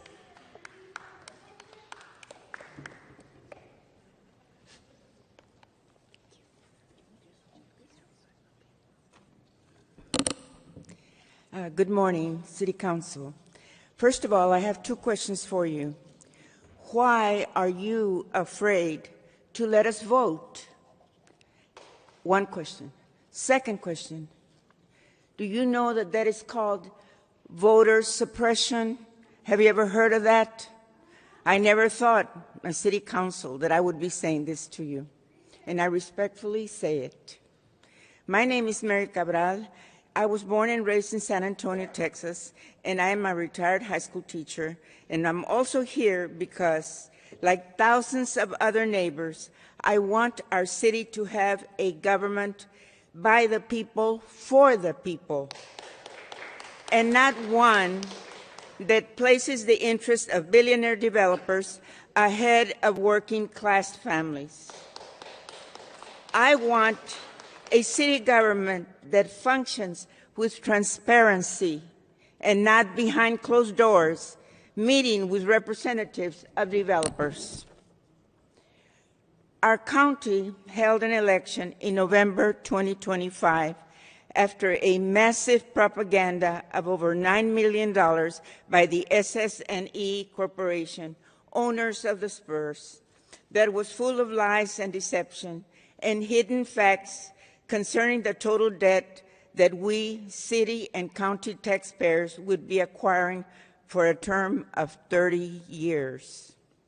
Furthermore, that vote was only on the county's contribution of $311 million to billionaire developers. It was not on the proposed giveaway of $489 million of city funds. Many factual details were kept hidden until after the November 2025 elections. In other simple words, the developers and some of the city council and the city manager used deception to have county taxpayers voting yes last November. For example, the November ballot did not mention that the total cost of the proposed arena, plus all the other costs, the taxpayers, infrastructure, over $1 billion. That's what it would have cost, or it will cost the taxpayers. The ballot did not mention that our city taxpayers would give away $489 million for the proposed arena without revenue sharing or even a guarantee by the SS&E of living wage jobs for our people. I have a lot to say, but I have to go. I just want to ask you, vote suppression, remember that. When you vote today, remember about vote suppression. Thank you. You can submit the rest of your comments for the record if you'd like to. Thank you. Matthew Mesa, followed by Mary Kubani, and then Cindy Munch. Okay, Matthew has left. Okay. Mary Kubani.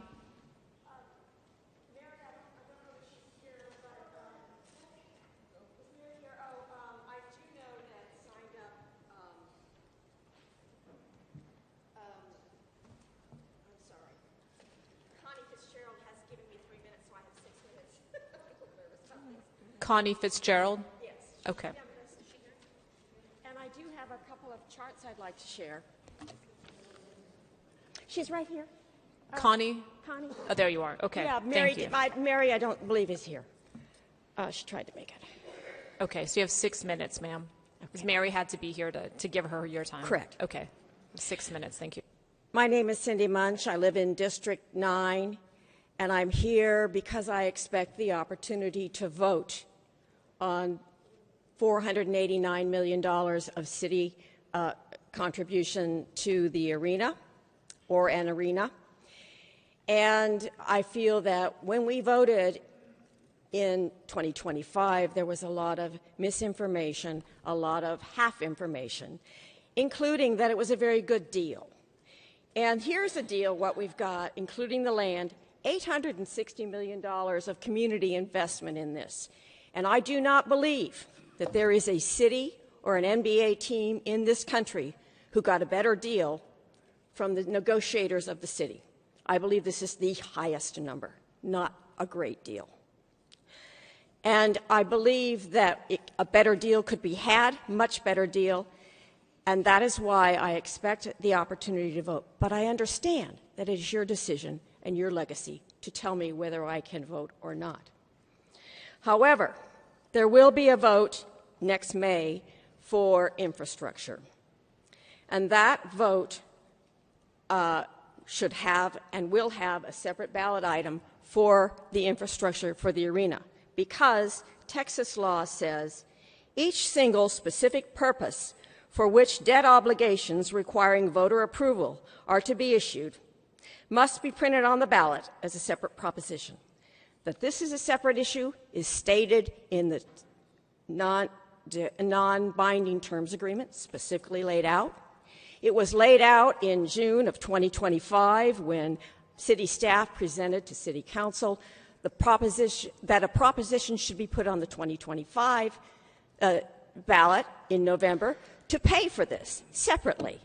And that died probably because the Spurs said, hey, we're spending a lot of money to tell people it's free. We don't want a $250 million bill on the ballot. It's a separate proposition. It will be voted as a separate proposition. It's not a local issue, and I am not accepting that some attorney with a baritone voice can say this is very complicated.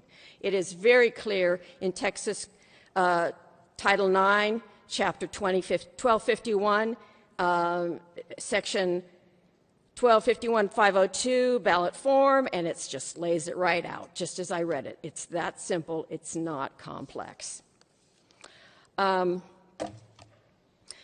Because we can vote on each specific purpose, we want to know that this infrastructure, that if you have a PFZ and you want 48% of it to pay for the arena, you're talking about $235 million, and now up to $250 million off a very diminished bond. And it doesn't matter whether this infrastructure is for the arena or for the Alamo Dome. It can be paid for with PFZ dollars because that's what the city petitioned for.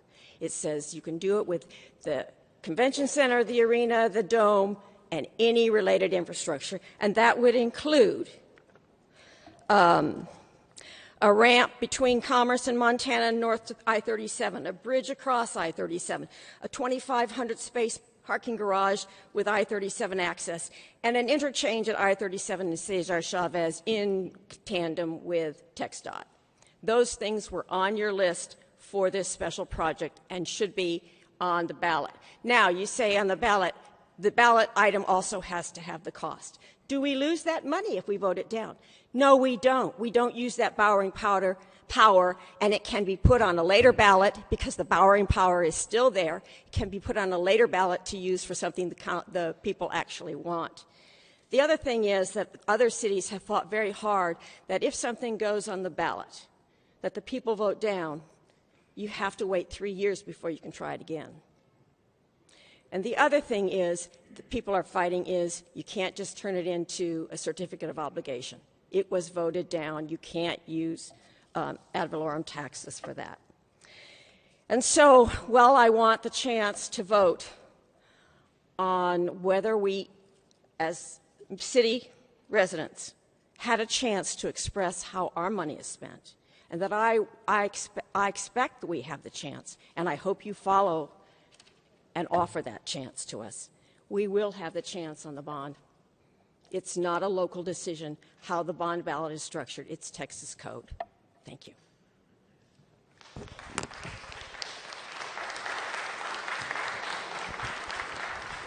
Robert Shelby, followed by Antonio Diaz, and then Diana Flores Uriegas.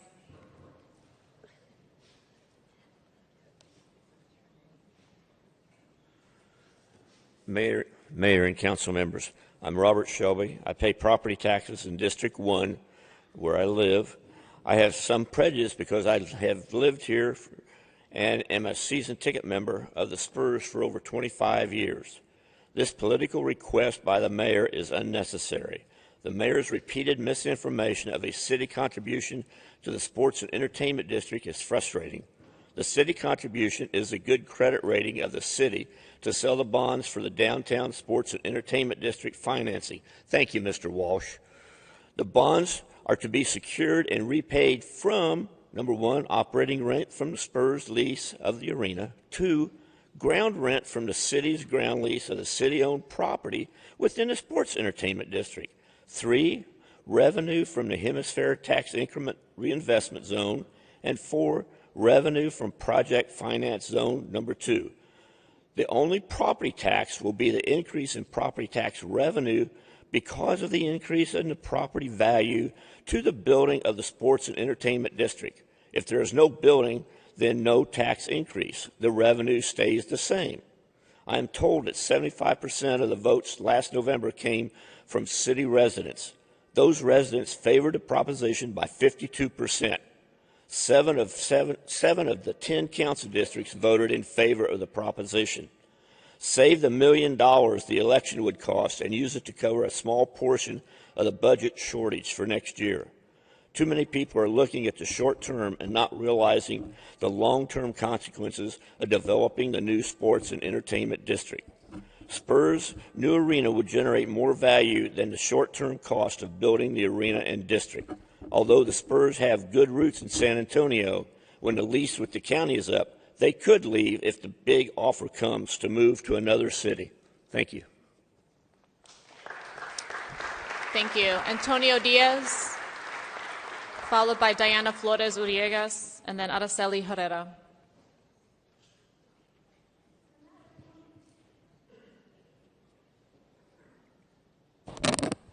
Nancy, Qualitanali. Well, first off, I have to say one thing is, they keep talking about we already voted. We didn't already vote. There was a county vote, which includes Converse and Leon Valley and Balcones Heights. They are not city residents. So we, as city residents, have not actually voted. We voted as county residents. So let's be clear. Right off, it starts with a lie that we already voted. No, we didn't. We were included in the whole county vote. So the county, they're not going to be paying what we pay as city residents. We're the stakeholders of our city, even though, yes, we're also stakeholders in the county. But county residents, other little towns around us that are in Bexar County, are not stakeholders in our city of San Antonio. We should be allowed to vote, period. Vote. Allow the people a vote. You guys are going to vote right now whether we get to vote or not. We will vote you out. Yes, I pointed at you. You voted against veterans, and you voted against pre-K. Let's be respectful. Yeah. Let's be respectful. Let's be respectful. Yeah. You had a guy that wasn't very respectful to you, Mayor, just a little while ago. Now, let's be clear. We have not voted, even though the election period was changed from May to November of odd years. So now we are going to be voting in November like everyone else. We used to vote The municipality used to vote only in May, and that was very clear that it was a city vote. Now it's trying to say, well, you all voted. No, we didn't vote. We have not voted, and I'm hoping that you city council people, at least the majority of you, understand that. Understand we have not voted. Your voters, the people that vote for you, have not actually voted on this issue. Got that clear? So, again, now, all this about the Spurs, this will be their third arena. And the same language, jargon was talked about how it's going to improve this and more money for downtown and all this. And yet, most of the hotels, downtown hotels, sit half empty since 2019 till today. So where is the guarantee that it's going to be able to pay for itself now? This is the third arena if it's built for them, the third. And the same language has been said over and over, how much money it would bring, how many jobs it would bring, and so forth. Yet nothing for the east side. Nothing for the east side. Never. Thank you. Lazo Camati. Thank you. Diana Flores Uriegas. She wants to give me her minutes, Okay. so I'll continue with my rant. But again, there's been so much talk, time and time again, of how much economic opportunity this will bring to San Antonians, to citizens of San Antonio. And yet, we've seen large groups come and stand by here, and I'd like to even ask them if they even live in San Antonio.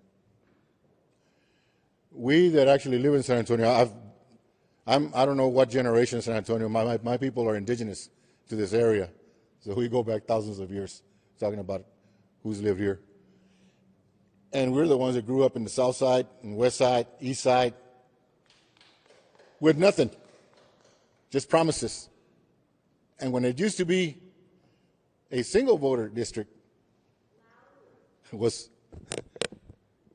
it was a citywide election, that we didn't have our own district representation, it was even worse for us. The Good Government League was mentioned. It was terrible. But I've always said that when I see the city council, it's like if the spirits of the old city council people were still sitting there, because we get the same thing. Nothing. Everyone just votes for the different chambers of commerce, for the different developers, for the different bankers, for all the money interests that are coming into our city that never actually offer economic opportunity to the city people, to us, the ones that have been waiting for sidewalks, lighting, so forth, all this that we never get, all the infrastructure that's promised to us. We remain disenfranchised. And if you guys, ladies, decide that only you get to vote on this issue, then we remain disenfranchised because we don't even get to vote as the stakeholders of San Antonio, which is outrageous because, well, yet we see what's going on nationwide, politically, and how adverse our people are treated throughout, as if we're non-human because we're labeled as illegals. So maybe just because of our brown skin here in San Antonio, even though San Antonio is our city, we're treated as if we don't count, we don't matter. So that's why we don't get a vote as city residents and get treated as if those 311 million that all county residents voted for was our vote. This $489 million. We deserve to vote. Don't exclude us. Don't exempt us. Don't suppress us. 10 seconds. I just want to say, vote yes on allowing your citizens, your registered voters, to vote on this issue. Lazo Camati. Thank you. Araceli Herrera, followed by Stephen Price, and then Jose Gallegos.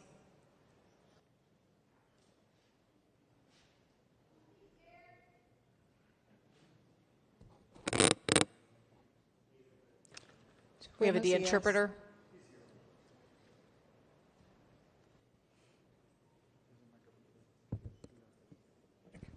have 6 minutes, ma'am.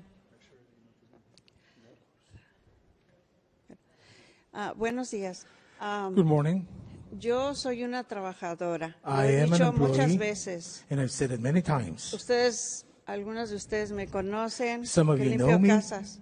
I clean houses. Pero también nunca les he dicho que también But, he trabajado I've never told you, limpiando but las arenas de los sports. I've even cleaned the Spurs arena Y sigo en la grounds. misma situación, And I pobre. keep being in the same Los situation. billones que Poor, ganan los dueños the de los billions that the negocios, los owners que of se the enriquecen businesses con los sports, that they no make me han tocado in every nada. business No me ha tocado that ni un quinto. it makes money out Muchas of it. compañeras I mías have not made a cent en out este of them. momento, perdón, es que no puedo, I'm sorry. están trabajando, siguen limpiando las arenas de los sports. But the Spurs Ganando arena, sueldos miserables. all the people like me, they keep cleaning those grounds Sir, I'm and gonna- with miserable. I'm just kidding. Right. Yes, of course. Esos señores bien vestidos, educados, que no son de San Antonio, aquí vienen a hablar de solo negocios, de dinero, de que cómo van a traer más dinero.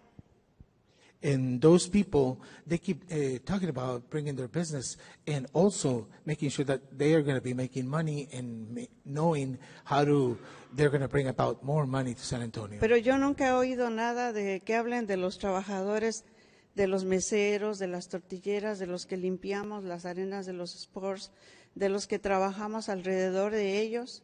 Nunca han hablado de cuánto debemos de ganar. But they've never spoken about us, the little people that are cleaning the grounds, that are cooking, that are making those type of services. They've never talked about our salaries. Y entonces aquí se habla solo de enriquecimiento, de dinero que traen a los negocios, que van a traer dinero, que la ciudad va a estar más rica, pero yo sigo igual, ni siquiera me pude retirar, porque si yo me retiro, es un sueldo miserable lo que voy a recibir para retirarme. ¿Y los sports qué me han dado? And yes, the situation has been that I have kept on working all my life, and I have not been able to retire because of the same situation.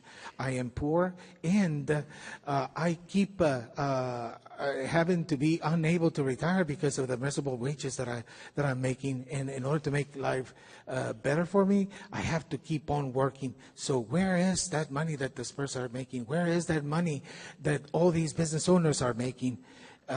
It has just passed me by. Y no vengo a representar a los trabajadores, a todos los de la construcción.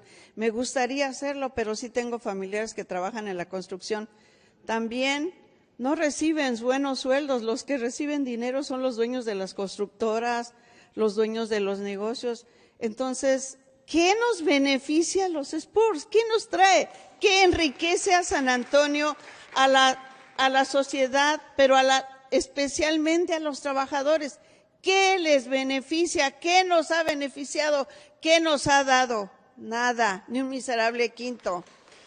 The situation is that I represent all the hardworking employees around those areas, working for the Spurs, working for those businesses. But what has all that brought to us? No benefits whatsoever. So where is that money going? What can I get out of it? Because we keep being poor. Y bueno, ya se fueron los señores ricos que no viven en San Antonio, que vienen a defender su postura de que va a haber mucho dinero, se va a inyectar mucho dinero para San Antonio. Ya se fueron, no pueden escuchar, además ni les ha de importar lo que una gente miserable que ha sido su esclava por 36 años, que no ha ganado nada, ¿qué les importa escuchar a las voces de los trabajadores que no ganamos nada? So where are those people? They don't even care. They're not even hearing our voices right now. They don't give a dollar about what's going on. And where are they right now? Where are they? Where are our wages? Tuve que dejar el trabajo en los lugares esos porque teníamos que subir muchos pisos para limpiar, barrer, trapear, recoger todo en el estadio donde juegan los sports, porque ya no tengo fuerza en las piernas, ya no podía subir y bajar las escaleras. Pero ahora mis compañeras jóvenes están ahí, están dando su sangre, su vida, para que los dueños de los negocios que se enriquecen, los billonarios de los sports, sigan enriqueciéndose con la sangre de nosotros, con nuestra fuerza, con nuestra vida. ¿Qué recibimos de los sports? Lo voy a repetir una y otra vez como trabajadora. ¿Qué beneficio recibimos nosotros los trabajadores? Aquí estoy, sigo miserable. What benefits do we get out of all of this? All the billionaires and all the rich people, owners of those small businesses or big businesses that are profiting from this purse, where are they now? Right now, I am old and my knees are weak, but there are new employees out there giving their lives and giving their blood for this purse and for cleaning and doing those type of low-grade services. So what am I getting out of it? What are we getting out of it, the poor people? Ahí están ahora mis trabajadoras, mis compañeras, ahí están ahora trabajando. Por favor, que haya justicia. Muchas veces vengo aquí por años y años. Por favor, que haya justicia para los trabajadores y para San Antonio. Que no nos sigan chupando la sangre esos billonarios. Please Gracias. give us justice. Give us the wages that we deserve, because we have not seen anything yet. Okay, thank you. Thank you. Vivo en el distrito 10. No. I am from district number 10. Okay, thank you. Stephen Price. Stephen Price. Okay. Jose Gallegos, followed by Robert Leja. Max Padilla will be followed. Jose Gallegos. Okay. Robert Leja. Robert Leja. Okay. Max Padilla. Okay. Sorry. Sir, are you Jose in the back? Jose? Who's Jose? So your name in the back, sir, with a hat? What? No? Hello, my name is Max Barria. Okay. I am a Spurs season ticket holder, and my only question for you guys is, why are you afraid of democracy? That's the only thing we're asking here. All the other information that you're getting today is important, but my question to you is, why are you afraid of democracy? Thank you.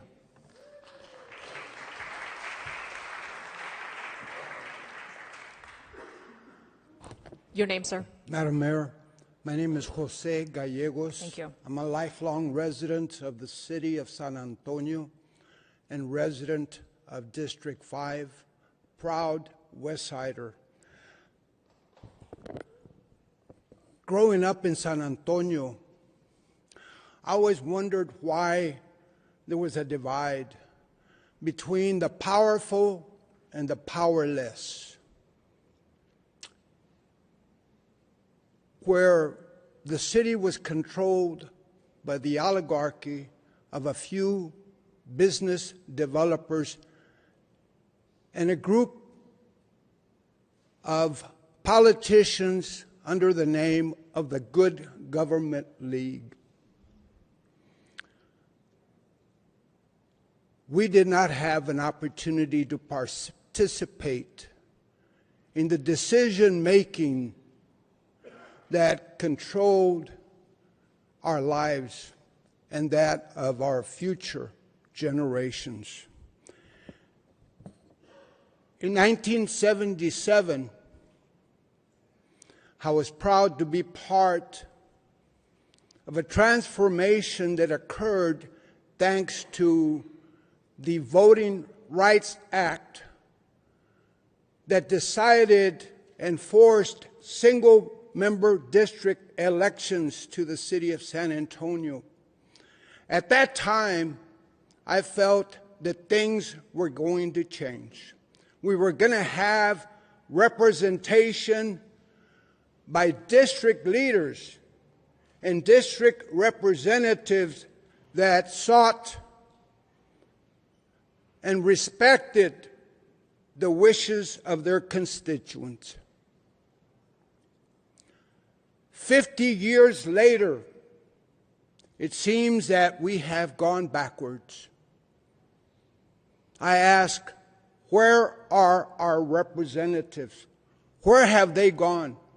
Where has a sense of fair play, justice, transparency, accountability?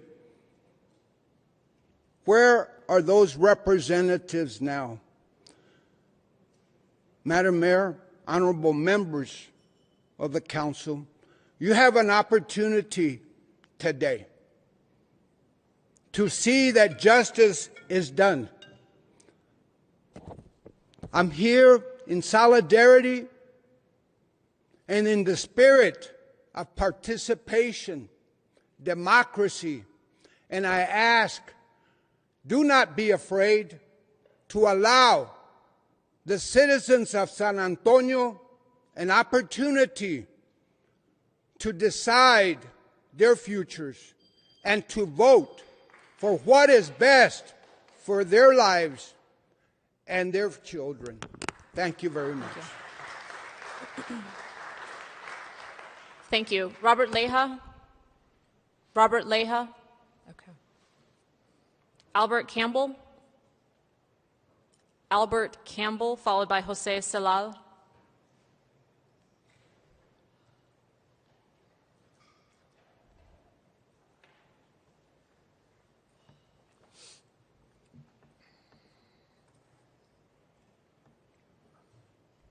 My name is Albert Campbell. I'm from District 5. I just want to see that we've been going through this for many years, even from 1990 that we needed the Alamo Dome. Every time the Spurs cry that they need a new facility, the city of San Antonio bends their knees and gives them what they want. When has it ever benefit for the citizens? That's the same thing with the other one in the east side, the Frost Bank, that it was going to develop and it was going to do everything for the neighborhood, and it never came true. We always get lies, whitewashed, where the millionaires and billionaires and the developers and the realtors always cry about new businesses coming in. It never does. They always grease the wheel. And you give us half truth. I am a veteran, and our soldiers die overseas and all that for us to have freedom and democracy, and you're taking it away? That's shameful. Even for them. This has to stop, and it has to stop today. There are city council members that know when I speak the truth. And I rarely come here.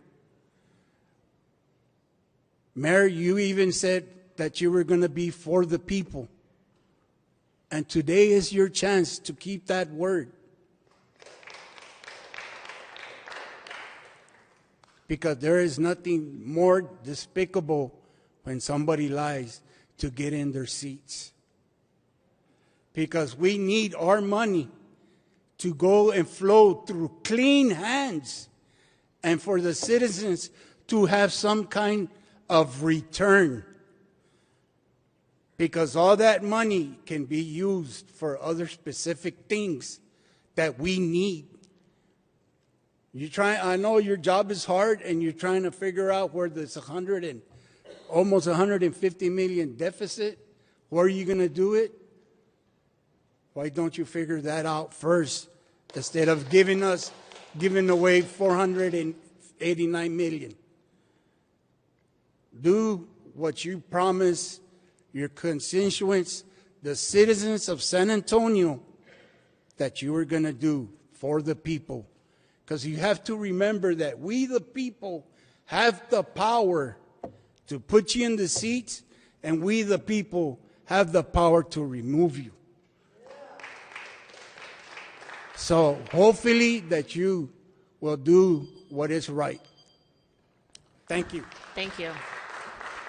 Jose Celal or Ciar? Okay. Siller, thank you. And then the final speaker will be Jack Finger.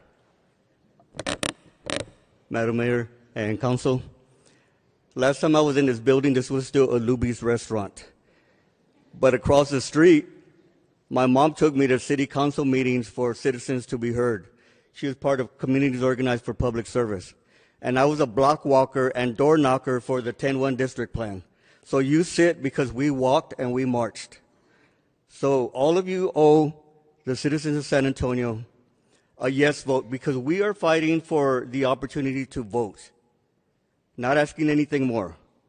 I'm a big Spurs fan myself, honking up and down Commerce Street, but the first Spurs game I went to was in the old Hemisphere Arena, red, white, and blue basketball. They played the Washington Bullets, and my mom did what she could to get me in there to see my first NBA game or ABA game.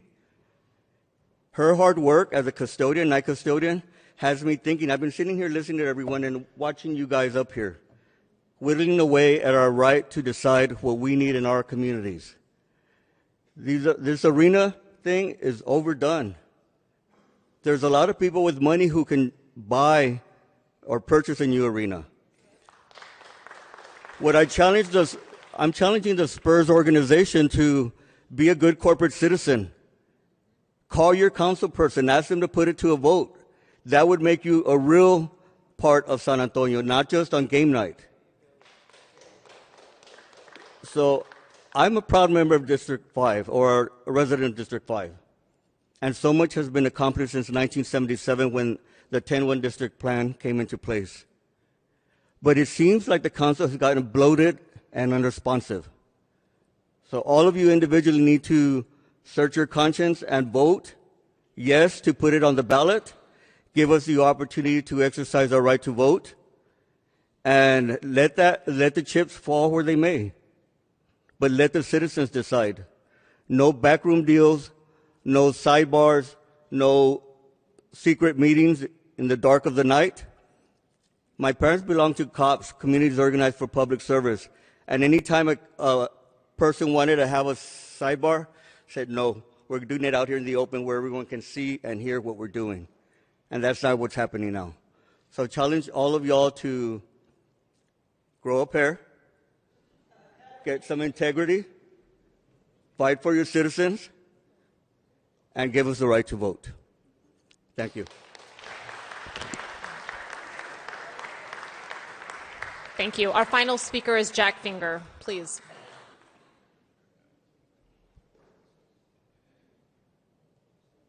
Jack Finger, you have 3 minutes, sir.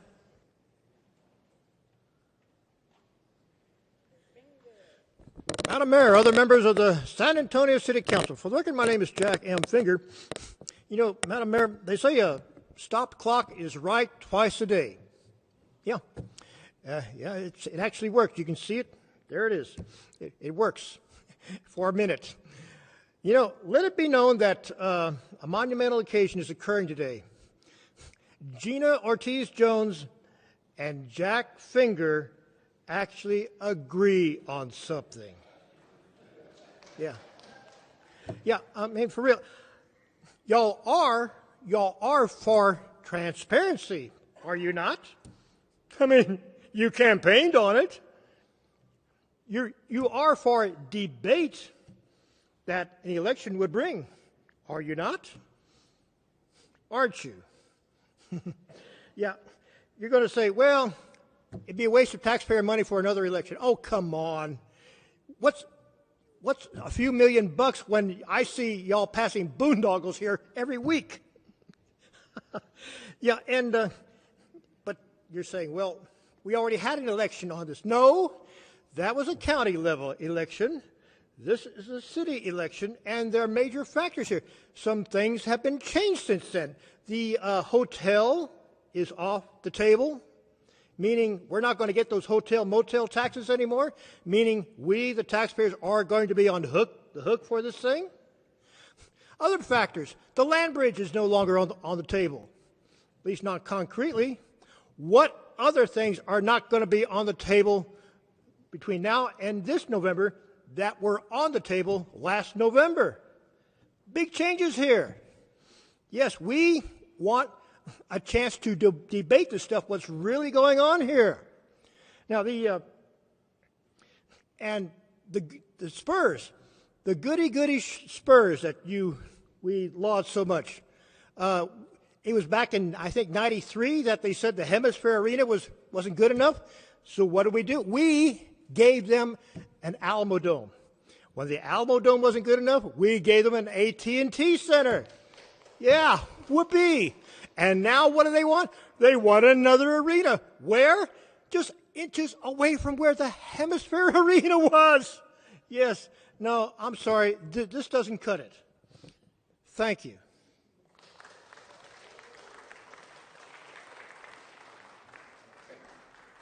Okay, thank you. That was the final speaker. Thank you to everyone who signed up to speak and has spoken. Is there a motion to order the election so we may begin council discussion? Now move on to council discussion. Councilmember Kaur is recognized.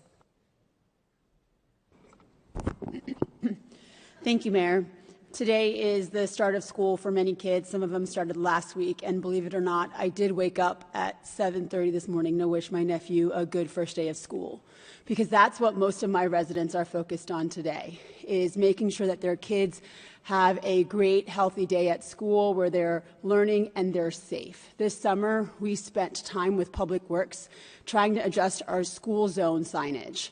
So school zones, as the way they're written in our code, can only occur at a crosswalk. So if the school zone is halfway through the school, you could be driving down Grayson and not know that you're speeding because there are kids crossing and there's no school zone signage. So we spent our summer advocating for 6 schools to have school zones across the neighborhood so folks would drive slower so kids could cross. That's what my residents want me to be focusing on. And right now I'm having a little bit of deja vu because I feel like this room was filled exactly the same way, 2 sides, August 21st last year, and we were litigating this exact same discussion. And nothing has changed. Actually, about this deal, the only thing has changed, like I mentioned the other day, is that the Spurs made it to the finals, which nobody actually thought of. But aside from that, we knew we were talking about an arena deal. We always knew this was a city, county, private partnership. There was never 2 ways about that. The number didn't even change by $1. It's still $489 million. So if that number had changed, I could understand why we might have need to go back to re-vote, because that's what this we're discussing about today is a re-vote. And at the end of the day, I am listening to my residents because the city. I am listening to my residents because my residents in District 1, 53% of them voted yes on this deal. And like I mentioned last week, Order, please. Like I mentioned last week, I am a resident of the city, and I am also a resident of Bexar County. So when I am going to the ballot and voting, I am voting for SAISD, I'm voting for the city of San Antonio, and I'm voting for Bexar County and Alamo colleges. That's where my property tax dollars go to. Those are all of the entities in which I vote for.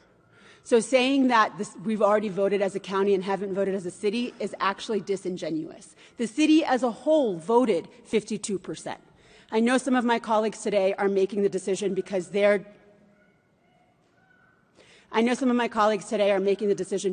districts did not support. But at the end of the day, we are one city, and it is our job to come together united with what the voters voted on.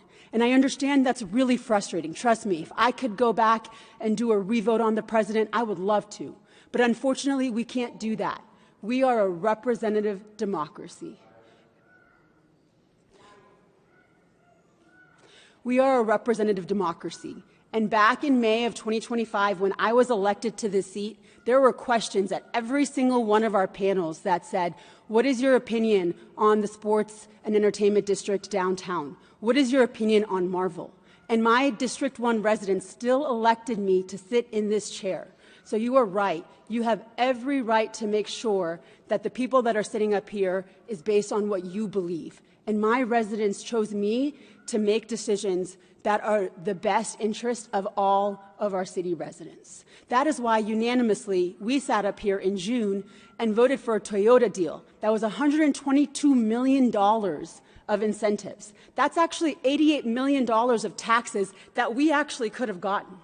It's $25 million in infrastructure that we are paying Toyota. So why didn't we say, let's put that on the ballot? Why didn't we have that discussion then? Because at the end of the day, we know that deal is bringing us jobs. It's bringing us economic development, which is the same situation here. So we just can't pick and choose which deals we're going to put on the ballot, especially given we've already had an election on this one. So at the end of the day, one of the things that when I was elected said I was going to focus on most was community engagement. And last week, we were able to support a community advisory committee that's going to oversee what's going on in the district. One of the #1 things that I hear about all the time is affordable housing, and I am committed to putting affordable housing on the park land so that our workers can work at the stadium, enjoy this beautiful space that we've invested in, and live there, because that's what they deserve. I'm committed to working with my colleagues to determine what's the best usage of the community benefits agreement dollars. How can we really make an impact on the lives of those kids that are starting school this week? That is what I was elected to do and was what I would like to focus on.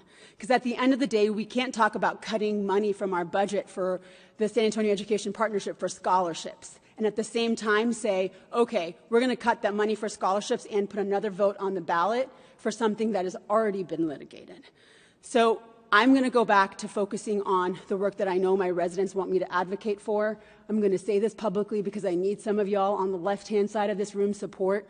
We are going to be working on a cycle track downtown, focusing on micromobility and multimodal access in downtown. So would love to have y'all support in making sure that work goes forward, because at the end of the day, we are one city, and I hope my colleagues will understand that we stay united and move together, forward together. Thanks, Mayor.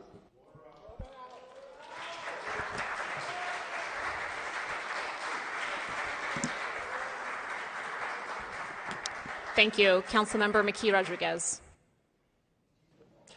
Thank you, Mayor. There is a lot of frustration here today, and so if you all will indulge me, I would like for us to take a deep breath and be in this space with one another. So if we can take a deep breath in and out. Let's take in and accept one another's humanity. Things do not have to be as intense or as hostile as they've been. This is for everyone in this room. If you feel like it's been hostile up here or it's been contentious and you're wondering why it seems like some of us just cannot get along, that's reflective of where we are as a community. The same kind of arguments and fights that you are having with one another, we're having up here in public. And we could all do better. And so let's not call each other liars, let's not simplify each other's votes, and let's not make accusations of one another. We heard several times today that leadership requires vision, it requires difficult decisions, and sometimes it requires you to look at the nice, shiny project that you want so bad that could tell a story of a city with a vibrant and thriving facade. Sometimes you have to look at that project and realize that it's not going to get us any closer to addressing our deepest woes so that we may actually become that thriving city. It's the difference between looking good and being good. We have a population that is struggling to afford housing, making difficult decisions between rent, utilities, medical bills, and groceries. We have people who have to live hopping between motels who will be paying into the creation of this arena without ever being able to put money aside for their own housing. People who will never be able to afford tickets to a Spurs game or to park downtown. I believe we can do two things. We can invest in those beautiful, shiny projects. We need them. And we can also recognize when those projects will ultimately conflict with our ability to address larger issues. By redirecting and reorienting the work of our staff around this project, we are safeguarding positions responsible for the creation of a downtown sports district while cutting over 100 positions elsewhere. That's 100 less good-paying jobs in our city and real people impacted by that decision. We're making cuts to our libraries, to our senior nutrition centers, to nonprofits, and then cutting entire departments. We're going to be sacrificing drainage and infrastructure projects in our bond because of the implications of this arena. We are reducing the number of projects we're doing in our neighborhoods, including cutting the number of pavement parking projects that are taking place and the frequency with which we do them, but we're prioritizing tens of millions of dollars in infrastructure around this same arena. So believing this project is not the end-all be-all of our city's future is not a lack of vision. Many of us have a vision that includes robust public transit. It means every resident is driving on good quality roads, everyone has a home, and no one is without food or shelter. Everyone has access to a quality education and good paying union jobs, that our environment wouldn't be contributing to the health disparities that we're facing across Bexar County. Everyone would be safe and want for nothing. Everyone could have participated in the things that make life worth living without sacrificing their needs in order to do so. We all have a vision. A new arena may not be a cornerstone of my vision for this city, but I've heard that vision, my vision, echoed by my constituents time and time again. And right now we're preparing to cut services that get us closer to that vision while building up resources and infrastructure focused around an arena. I've heard that members of the business community value certainty, and I could appreciate that. And if we signed a contract and then backed out without cause, that would be concerning. Even without a public vote today, we could, as a council, vote no. We could end this entire project. When the contract comes before us, we could absolutely vote no. And so I certainly hope that no one believes that a deal is done before a contract is signed. That would be a shame. That would be government malpractice. That would be poor business. All we have is an unenforceable term sheet. There is no certainty until Eric has been given the official go-ahead to sign that contract. And so a second vote does not remove certainty, but it might get us a little bit closer to it. I've also heard from the business community that there is a desire for an activated, bright, tourist-filled downtown. I've heard that not just from the business community, but from a number of residents. And humbly, I would ask you to look at your real estate portfolio and start activating the vacant buildings that you or your clients may own downtown and across our city. I hate to believe that developers would rather let these properties sit vacant, blighting our community, than develop housing that is affordable, and then would rather call the police when homeless people finally make use of these dilapidated buildings. I hate to believe that that's true. I believe we all want an active, vibrant downtown, and there are steps that could be taken today, including activation of these spaces that are owned by many of the people supporting this arena, calling for a vibrant downtown. I've also heard that if we support a second vote, we aren't listening to our community, and I'd like to remind those that a majority of active voters in District 2 and those who have reached out to me remain in heavy opposition to this funding. They deserve to have their voices heard, especially as the Spurs are divesting from the east side. And especially as they're now being sold competing visions for the Frost Bank Center without the opportunity to meaningfully engage. And I want to share that I am offended by the notion that this is somehow a good deal or will contribute to a revitalized East Side, as we heard earlier. The East Side is getting the horrible end of this deal. And so at the end of the day, I support a vote on the city's contribution to the arena because things have changed.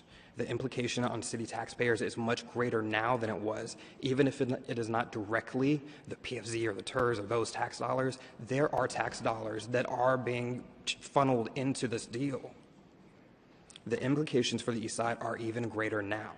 And so I understand that this finance structure does not legally necessitate a vote, but that is not a good enough reason to deny an opportunity, especially when a project reaches this level of interest and when the implications of the issue have grown, as is the case here. So I will be supporting this item today, Mayor. Thank you. Thank you. Are there additional comments from my colleagues on this item? Okay. No one else has signed up. You did sign up. Okay. Councilwoman Mesa Gonzalez. Who else has signed up? Please do so. Okay. Councilwoman, are they registering on the system? They are now. Okay. Thank you. Go ahead. Thank you. Thank you to everyone being here today. I think as a council, we were elected to do the hard work of seeing that the projects our residents support are carried out efficiently, transparently, and without delay. Just as important, I think we were also elected to respect our residents' voices when they speak at the ballot box and to trust their judgment. I think that's what it is at stake today. I really do want to be clear about what this money is and isn't, because there's been a lot of information out there in the last 3 months, 6 months, 2 weeks, yesterday, and I think it's important that we are all coming from the same set of facts. What is this funding? What isn't? Where does it go? Where does it not go? Those are simple questions that I think residents, I hope they would be able to answer. If they aren't able to answer, they can point to a place that has all of those questions laid out and all of those answers laid out, excuse me. And so I do have a few questions on the term sheet, and I also get concerned when we keep calling it a non-binding term sheet, because even though it's non-binding, there is still teeth in there that we need to make sure is strong for our city and for our residents. And so I take that non-binding term sheet seriously, whether it's non-binding or not.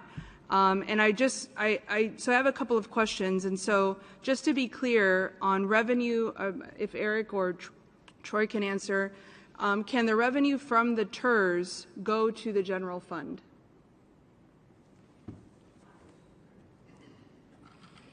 Councilman from the hemisphere TERS? Yeah. So, the one we're talking about. Yeah. Just clarifying because there are a number of TERS. Well, there's a number of TERS, you're right. So right now, in that portion of Hemisphere Park that we are talking about, there is no value. There is no taxable value.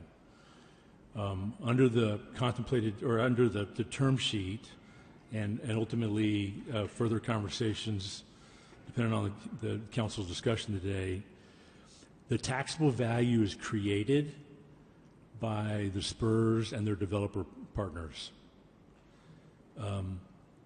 And so that value is being committed in order to generate a contribution to the arena. So right now there's nothing to transfer to the general fund. And if there was a scenario where the Spurs and their developer partners committed to taxable value and we transferred it to the general fund, there would be no deal and we'd be back to no value. So I would, the short answer is no, there isn't the ability to do that.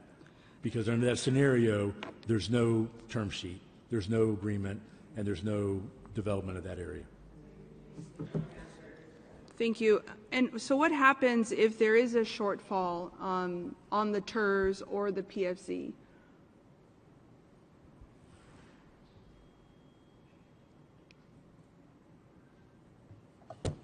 Good morning, Mayor and Council. Troy Elliott, Chief Financial Officer. So I guess first of all, you've heard Ben and I up here at the dais several times. Whenever we're looking at our bond issuances or any financial pro forma, we're moderately conservative. We're always intending to outperform our estimates. Beyond that, when you look at a revenue bond such as this, there's going to be certain contingencies in place and levers that we have to pull. Similar to, we just did the airport deal, for example. We have debt service reserves in place. We have coverage in place. So to the extent that the PFC revenues or some of these other revenues don't come in that are outside the guaranteed revenue by the Spurs, we have those different levers that we can pull. The other thing that I would mention is that as a revenue bond, this is secured by the pledges, the revenue pledges that we talked about today, and those are legally pledged. The general fund would not be on the hook for anything outside of those revenue bonds or those revenue pledges. And then lastly, what I think I would say is that, and I think you've heard Ben up here in the past say this as well, is that before we move forward with any issuance of the bonds, there's going to be certain benchmarks and measures that we want to make sure that happen in advance before we issue those bonds in terms of the guaranteed development, making sure that there's a notice to proceed, that the development's actually going to be on the ground, that there's certain financial measures or benchmarks that we're relying on, that we're meeting those, such as the state revenue from the PFZ. Based on our estimates, for example, the first year is supposed to produce about $2.5 or $2.7 million. We want to make sure we're on those marks. So several things that we'll evaluate before we even move forward with the revenue bonds. Okay, and so essentially, does that equate to the language in the term sheet that talks about the cost overruns? The cost or where does that connect? So in terms of the cost overruns in the term sheet, we each have our specific share. Yeah, $500 million from the Spurs. In the event that the costs for the arena exceed the $1.3 billion, then they wouldn't absorb any costs in excess of that amount. Okay, thank you. Those are all my questions. I think, revenue-supported financing is a routine that our city performs all the time without sending each one of these to the ballot. We recently supported $1.4 billion in revenue bonds for SAWS about 9 months ago. That stayed on consent. We didn't even pull that for any sort of discussion. And I think to carve out this one deal would be inconsistent with how we, as a city, finance how we build. I think this is my job. This is my job as a city council member for District 8, representing 150,000 people on the north side of San Antonio. It's my job to make sure that we oversee this agreement to drive the hardest bargain we can for our taxpayers and to hold the Spurs to every promise that they made. That is a work ahead of us, and that is a work that my residents expect me to do. So I just want to be clear on, and the main questions I've heard as far as just whether it's the TERS or PFZ and revenue bonds, I really do think we need to be coming from the same set of facts, right? What is and what isn't this project? I don't think that's happened in the last 2 weeks. That concerns me when I meet with my HOAs, and there's just basic confusion on some of these items that I don't think should exist. But I look forward to continue educating my community, my district, on what this project is, whether on the financing side, on the community engagement side, everything and anything I can do. So thank you. Councilmember Castillo.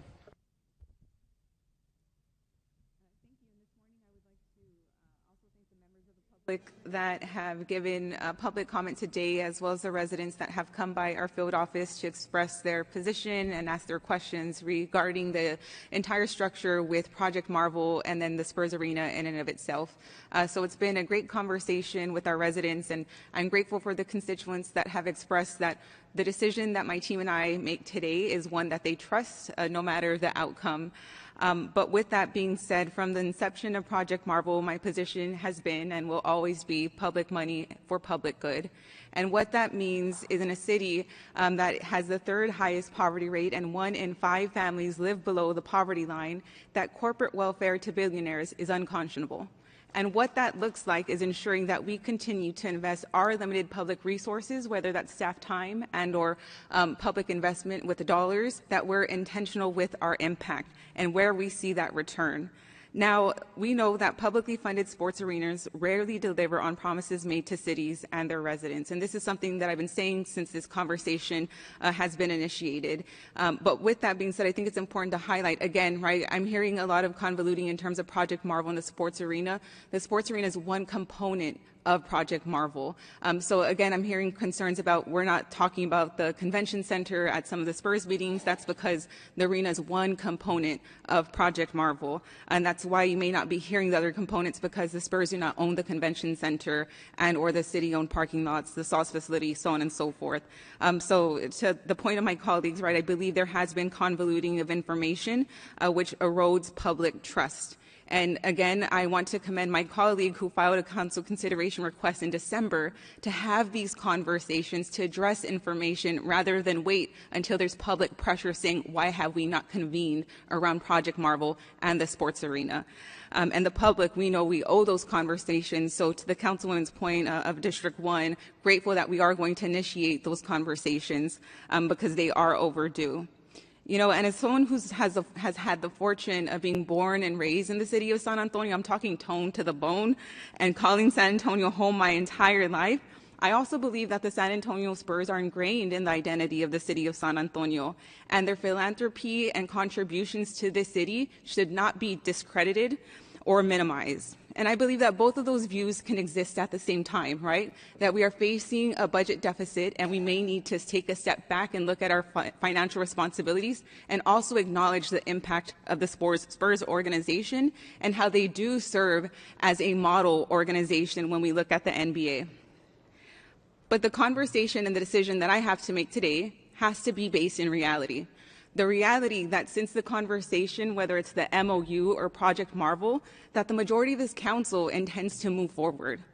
The reality that we are facing a budget deficit, and while I understand, and again highlighting the convoluted, the misinformation or the blurring of information regarding PFC and TERS funding, my concern is long-term, which the consultant is going to analyze, how much is this potentially going to cost in terms of public safety, solid waste, infrastructure, parks programming, et cetera, within this large Project Marvel footprint.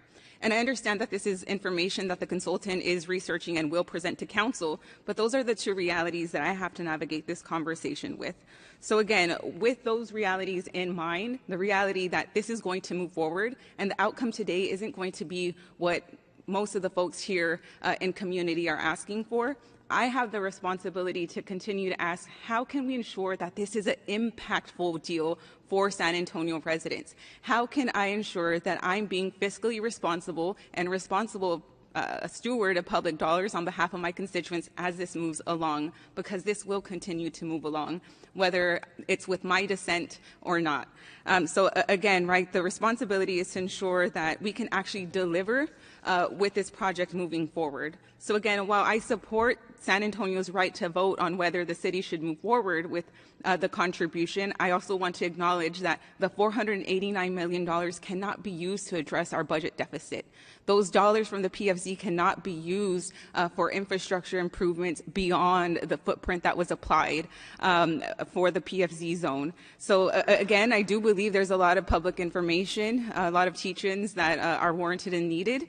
But I also acknowledge that this is something that's going to move whether I support it or not. But I have a responsibility to continue to ask the Spurs to increase their community benefits agreement contribution, to continue to ensure that workers have a right to organize, whether it's the construction workers at the site and or the ushers within the facility. So again, while I'll be supporting this going to the voters, I do acknowledge that this likely will not be going to the voters, and I have a responsibility to continue to ask for more because San Antonio residents deserve more. Thank you. Councilman Braulder Gavito. Thank you. Thank you to everyone who came out today. Actually, you all mentioned a lot of what I was going to say, so I just want to echo some of those points. And I appreciate the comments for and against this. James Anderson, I think, with Bartlett Clock, you mentioned that uncertainty has a cost, and it absolutely does. I think the uncertainty that we've been seeing with this vote thus far, the uncertainty of businesses not being able to move forward or plans not being able to be made, it needs to stop. I would also say the negative headlines coming out of the city, they also need to stop. Someone mentioned, I don't know, it may have been URC, that mentioned that we need to use the momentum gained from last November. And I do think that they're absolutely right. We have, while San Antonio has a lot of opportunities, we also have a lot of things going for us. And since last November, voters made their voice heard. We were all excited about the Spurs winning. We have so many things going for us. We need to be highlighting that and using that positive energy to our advantage. I don't know if it was RC or Sean Elliott mentioned that public-private partnership work when there's trust. And that's extremely important because as partners, us as a city, the county, the rodeo, the Spurs, we have to have trust in each other to make it happen. And residents need to know that their voice is heard when they elect us. I think, RC, you mentioned that leadership requires a vision and the ability to act on it. And so that's why I am locking arms with a majority of my colleagues today to do just that. We need to act on this and we need to move forward. Kevin, you mentioned that we must invest in the economic future of our city. And many of my colleagues and city and county voters agree with that. And we made our voice heard in November. When we went to the ballot box, there was many of us, as my colleague Councilwoman Kaur mentioned, as City of San Antonio residents, we are also residents of Bexar County. We made our voices heard. Graciela, you mentioned to trust the people. And that's exactly what we are doing by trusting and respecting their voice and their vote that they made last November. Now, I understand that some people may not have liked the results, but at some point you have to count a win as a win, as a loss, or a loss as a loss. And at some point we have to unify and come together to move the city forward. Those are all my comments. Thank you. Thank you. Councilmember Galvan.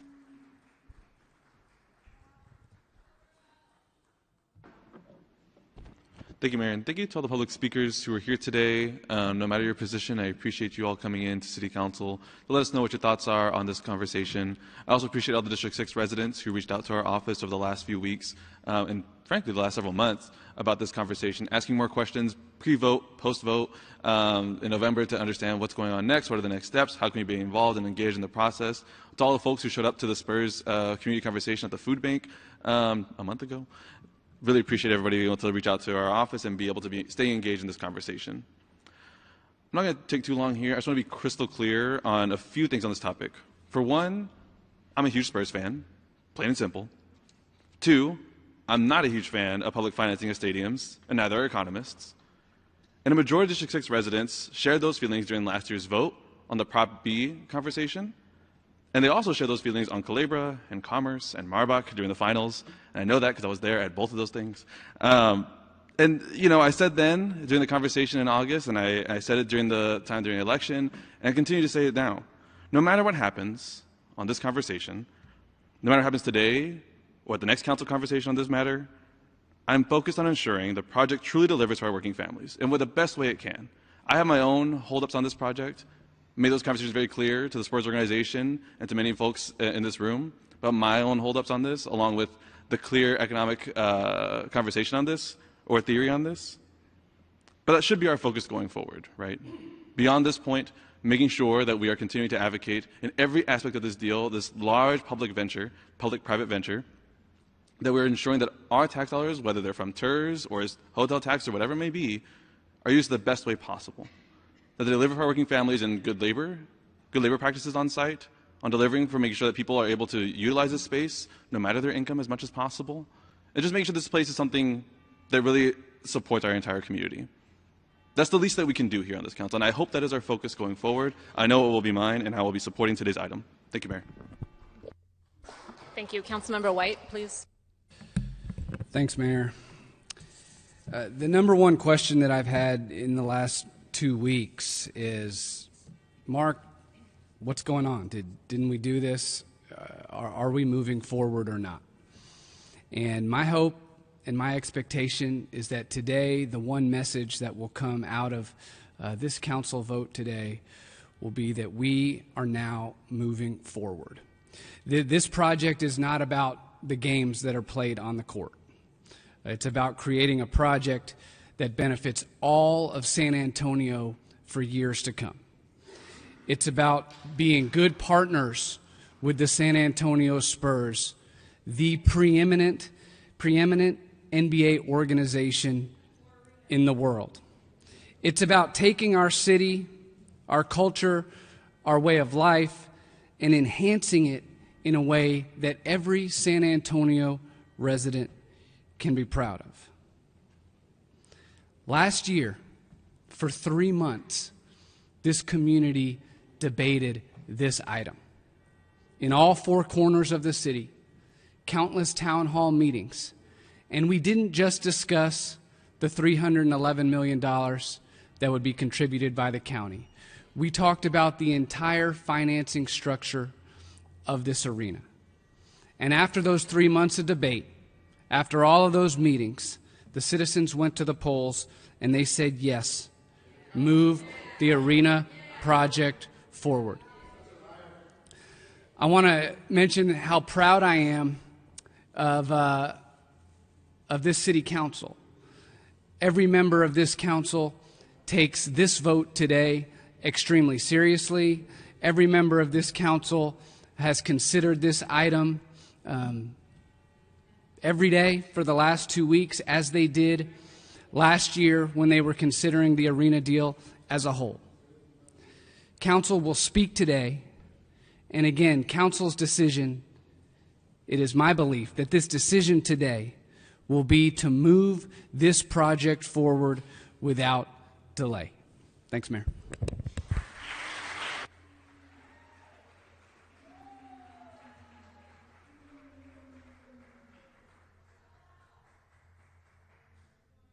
Yep. Thank you for that, Councilmember White. Just a point of clarification.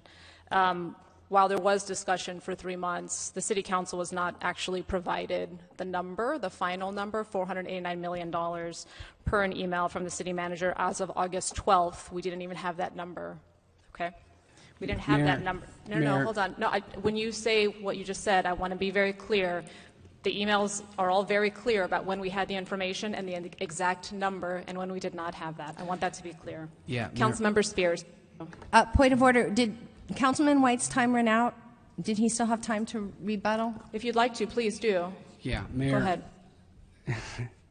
Earlier today, one of the citizens to be heard put up all those documents on the screen where it was discussed last year about how this arena was going to be funded.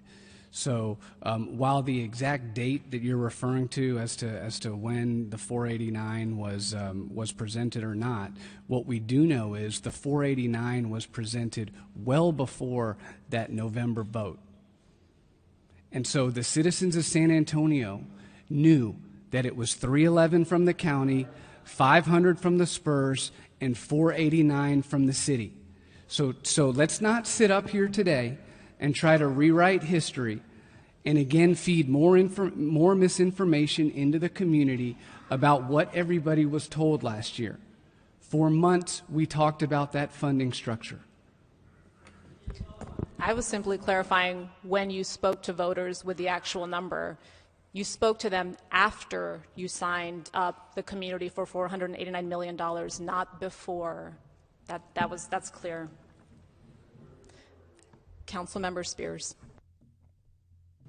Thank you, Mayor.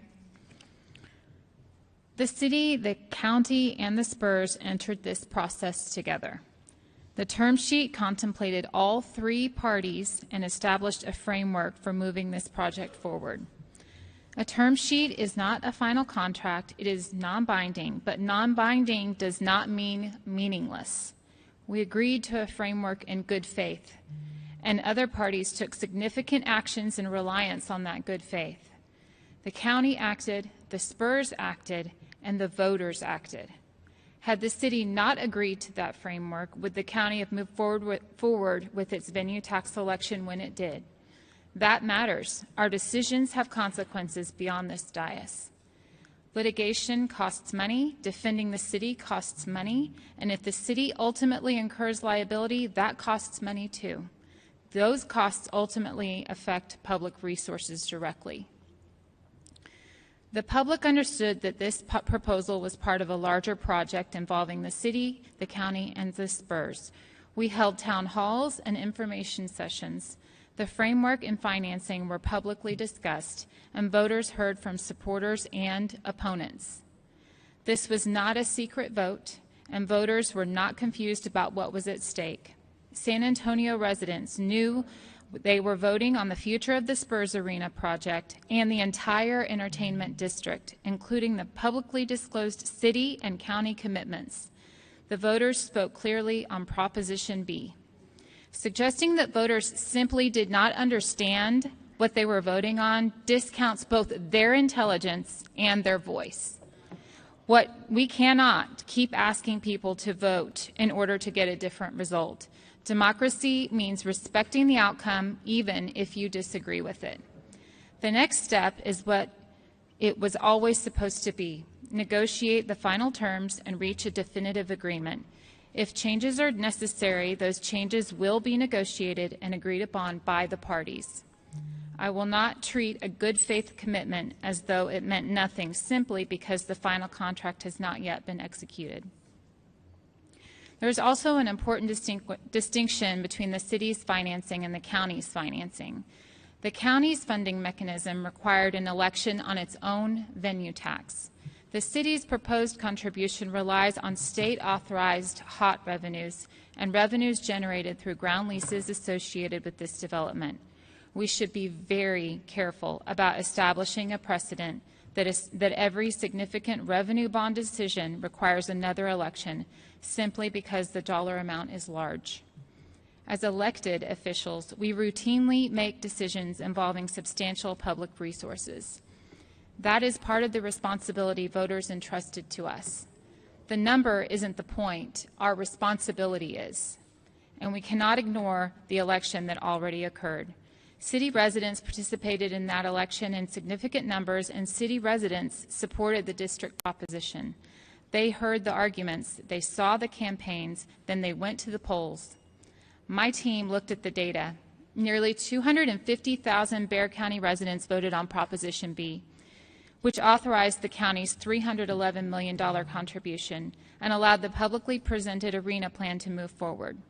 Of the 248,658 ballots cast, 178,176, which is equal to 72%, came from registered voters of the city of San Antonio. A majority of city voters supported the district, as did voters in 7 of the San Antonio's 10 council districts. My own district passed the proposition with the highest percentage at 56.2% and the highest city turnout at 26.46%. These votes matter. These votes count. Our responsibility now is to make the final agreement as strong as possible for San Antonio. That is why we formed an advisory board to inform how community benefit dollars will be used. It's also why we hired a strategic project manager to ensure the terms are met and the development moves forward as promised. I think about what this investment can produce for our entire city. Connecting this investment to everything that already makes this city extraordinary: the Alamo, the Riverwalk, our museums and attractions, our military bases, our neighborhoods, our culture, and the welcoming character of the people. Jobs, opportunities for small businesses, a stronger convention business, the ability to compete for major employers, restaurants, shops, entertainment, and public spaces that remain active whether the Spurs are playing that night or not. I want economic activity that reaches beyond the boundaries of this district and creates opportunity throughout all of San Antonio. Opportunities for families to build their futures here. That is the San Antonio I want us working toward. We need to be precise when we talk about the city's investment. If these particular revenue sources are legally restricted, walking away from this project does not mean those same dollars suddenly become available to other general city priorities. The public must understand this distinction. Our decisions must be deliberate, legally sound, and consistent with the commitments that we make. I also want to say something about the tone of this conversation. There has been enough confusion, misinformation, and negativity around this project. San Antonians deserve better. They, in fact, already asked for it. There are still terms to negotiate, but I will not pretend that the commitments already made, the actions taken in reliance upon them, or the votes already cast simply did not happen. My responsibility is to protect San Antonio's interest while pursuing the opportunities in front of us. I want the strongest agreement possible. I want to see what this investment can bring to our city. Every email, phone call, and text I received about this matters to me, and make no mistake, I am listening to my district and my constituents, and my vote today will reflect that. Thank you. Thank you. Councilmember Munguia.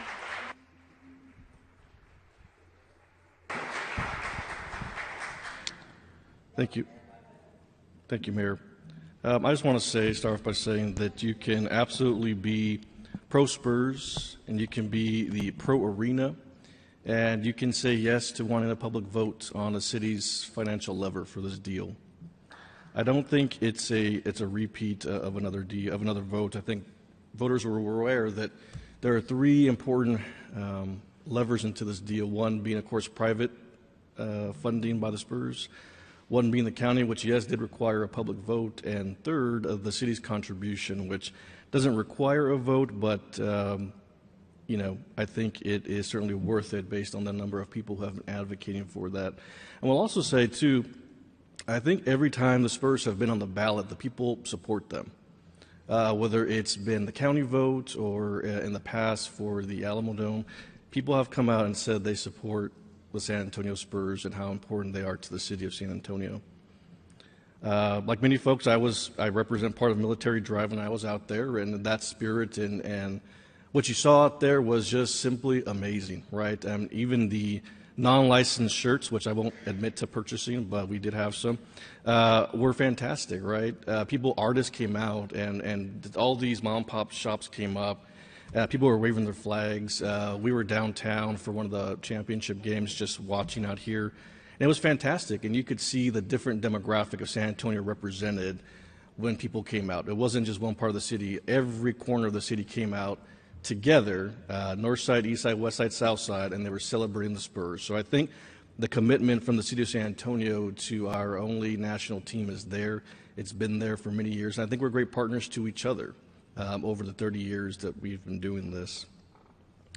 But, there are some things I have to consider, and certainly I've been told and reminded the past few weeks that I did vote for the term sheet, and of course, I think it's okay to support that and to support a public vote to make sure residents are okay with the city's lever of that.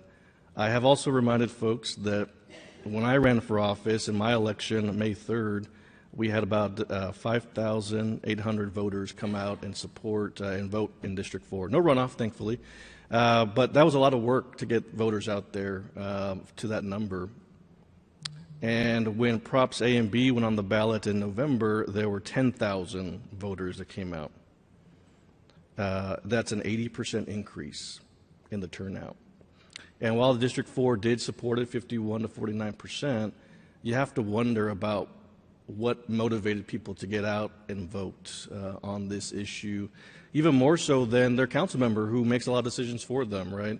And so I have to acknowledge that, right, that I think people in my district were hungry to participate in this election and ultimately, yes, approve it. I had a great meeting with the Spurs the other day, and they told me, they looked at the numbers for the Alamo Dome, and they said that the number one district that, folks come in from to go to the Alamo Dome is District 6, which was a surprise to me. And then the number 2 is District 4, a big surprise to me too. So, my residents, while we live far away from there, we travel and we get there to support and see these things that happen. And so I think allowing folks to say yes to it is not a bad thing to do. This vote isn't about supporting somebody's initiative. I've heard that many times. Well, maybe someone's wrong about X, Y, and Z, and you shouldn't do that. And ultimately, my vote is for me to go to my residents and defend.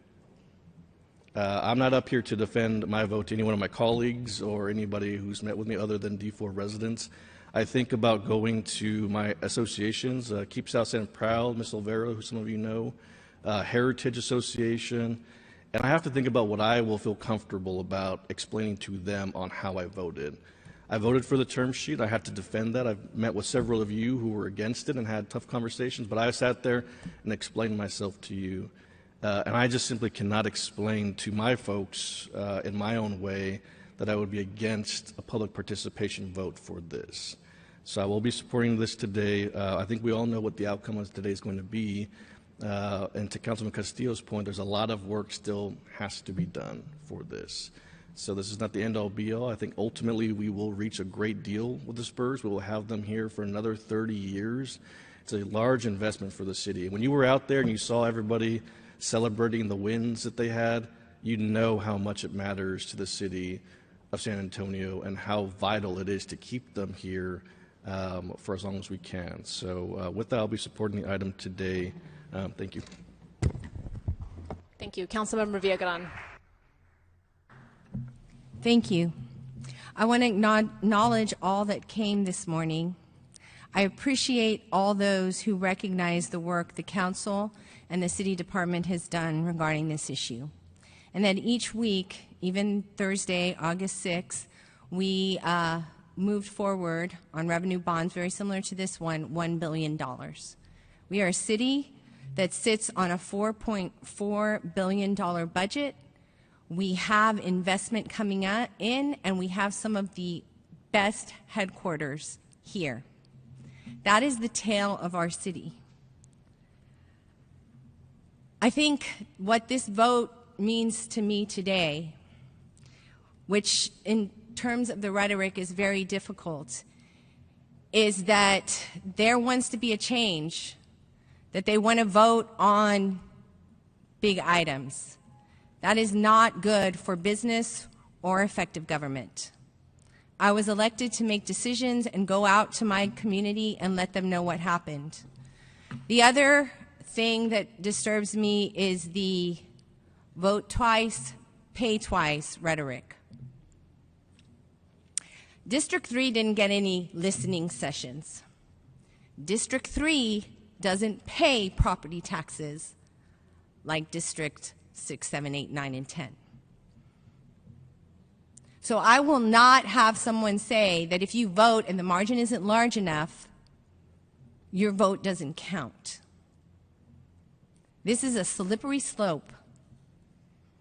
If we are going to start to say it's where you're located. In this theory, then, Alamo colleges should have another vote. The San Antonio Independent School District should have another vote. We are Bexar County residents. We are City of San Antonio residents. If we had put two items on the ballot, and one says City of San Antonio votes this and Bexar County, it would have been the same 52%.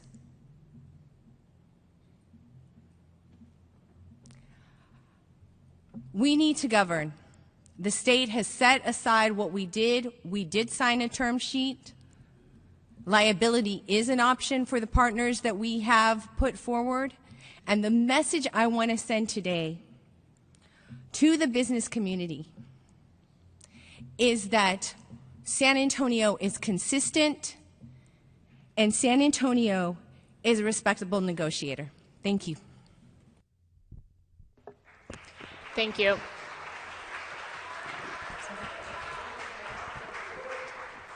Would anyone else like to speak on the second round? Okay. Madam Clerk, please read the caption again.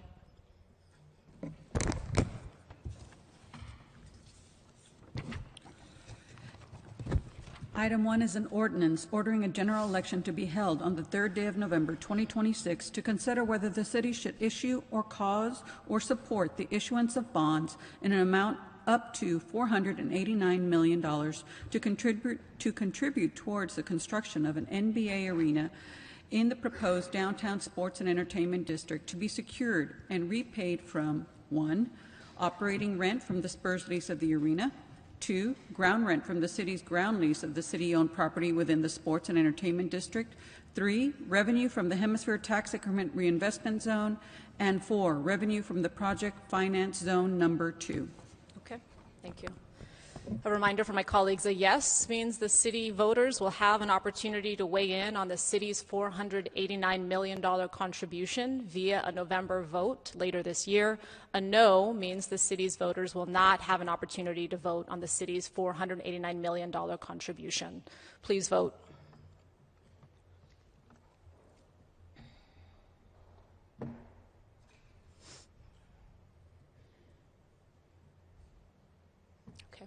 The motion fails.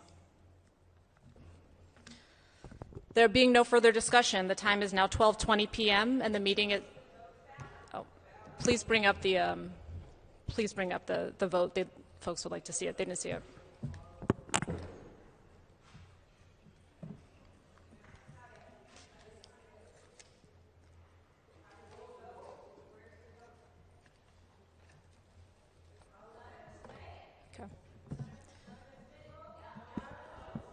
Did you see that? Okay. Yeah, they'd like to see it though. Okay. So there being no further, they will work, One second. They will show this. Okay, C&E will show it. There being no further discussion, the time is now 12:21 p.m. and the meeting is adjourned.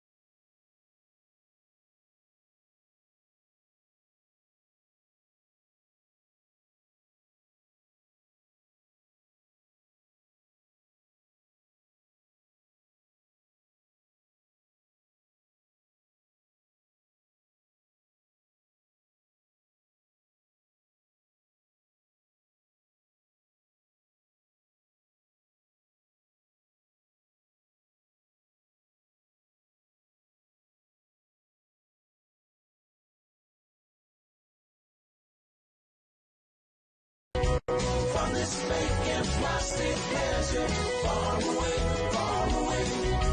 from these things. Get away, come on baby, it's now or never. Far away, there's more to life than this.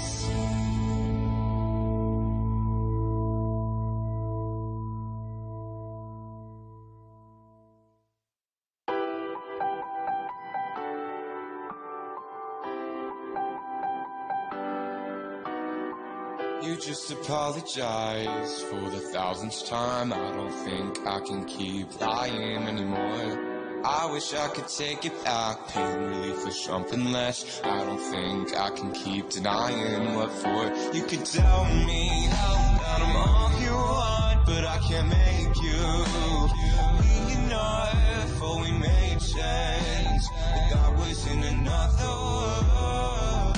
Oh, the problem is, you'd ask me why, would you have reason to? Don't you? The problem is, you should suffice, but I can't make us improve like we used to. So go off about the same old subjects, and I'll try my best to stay honest. But when you say those three little words, oh, I can't help but say I love you too.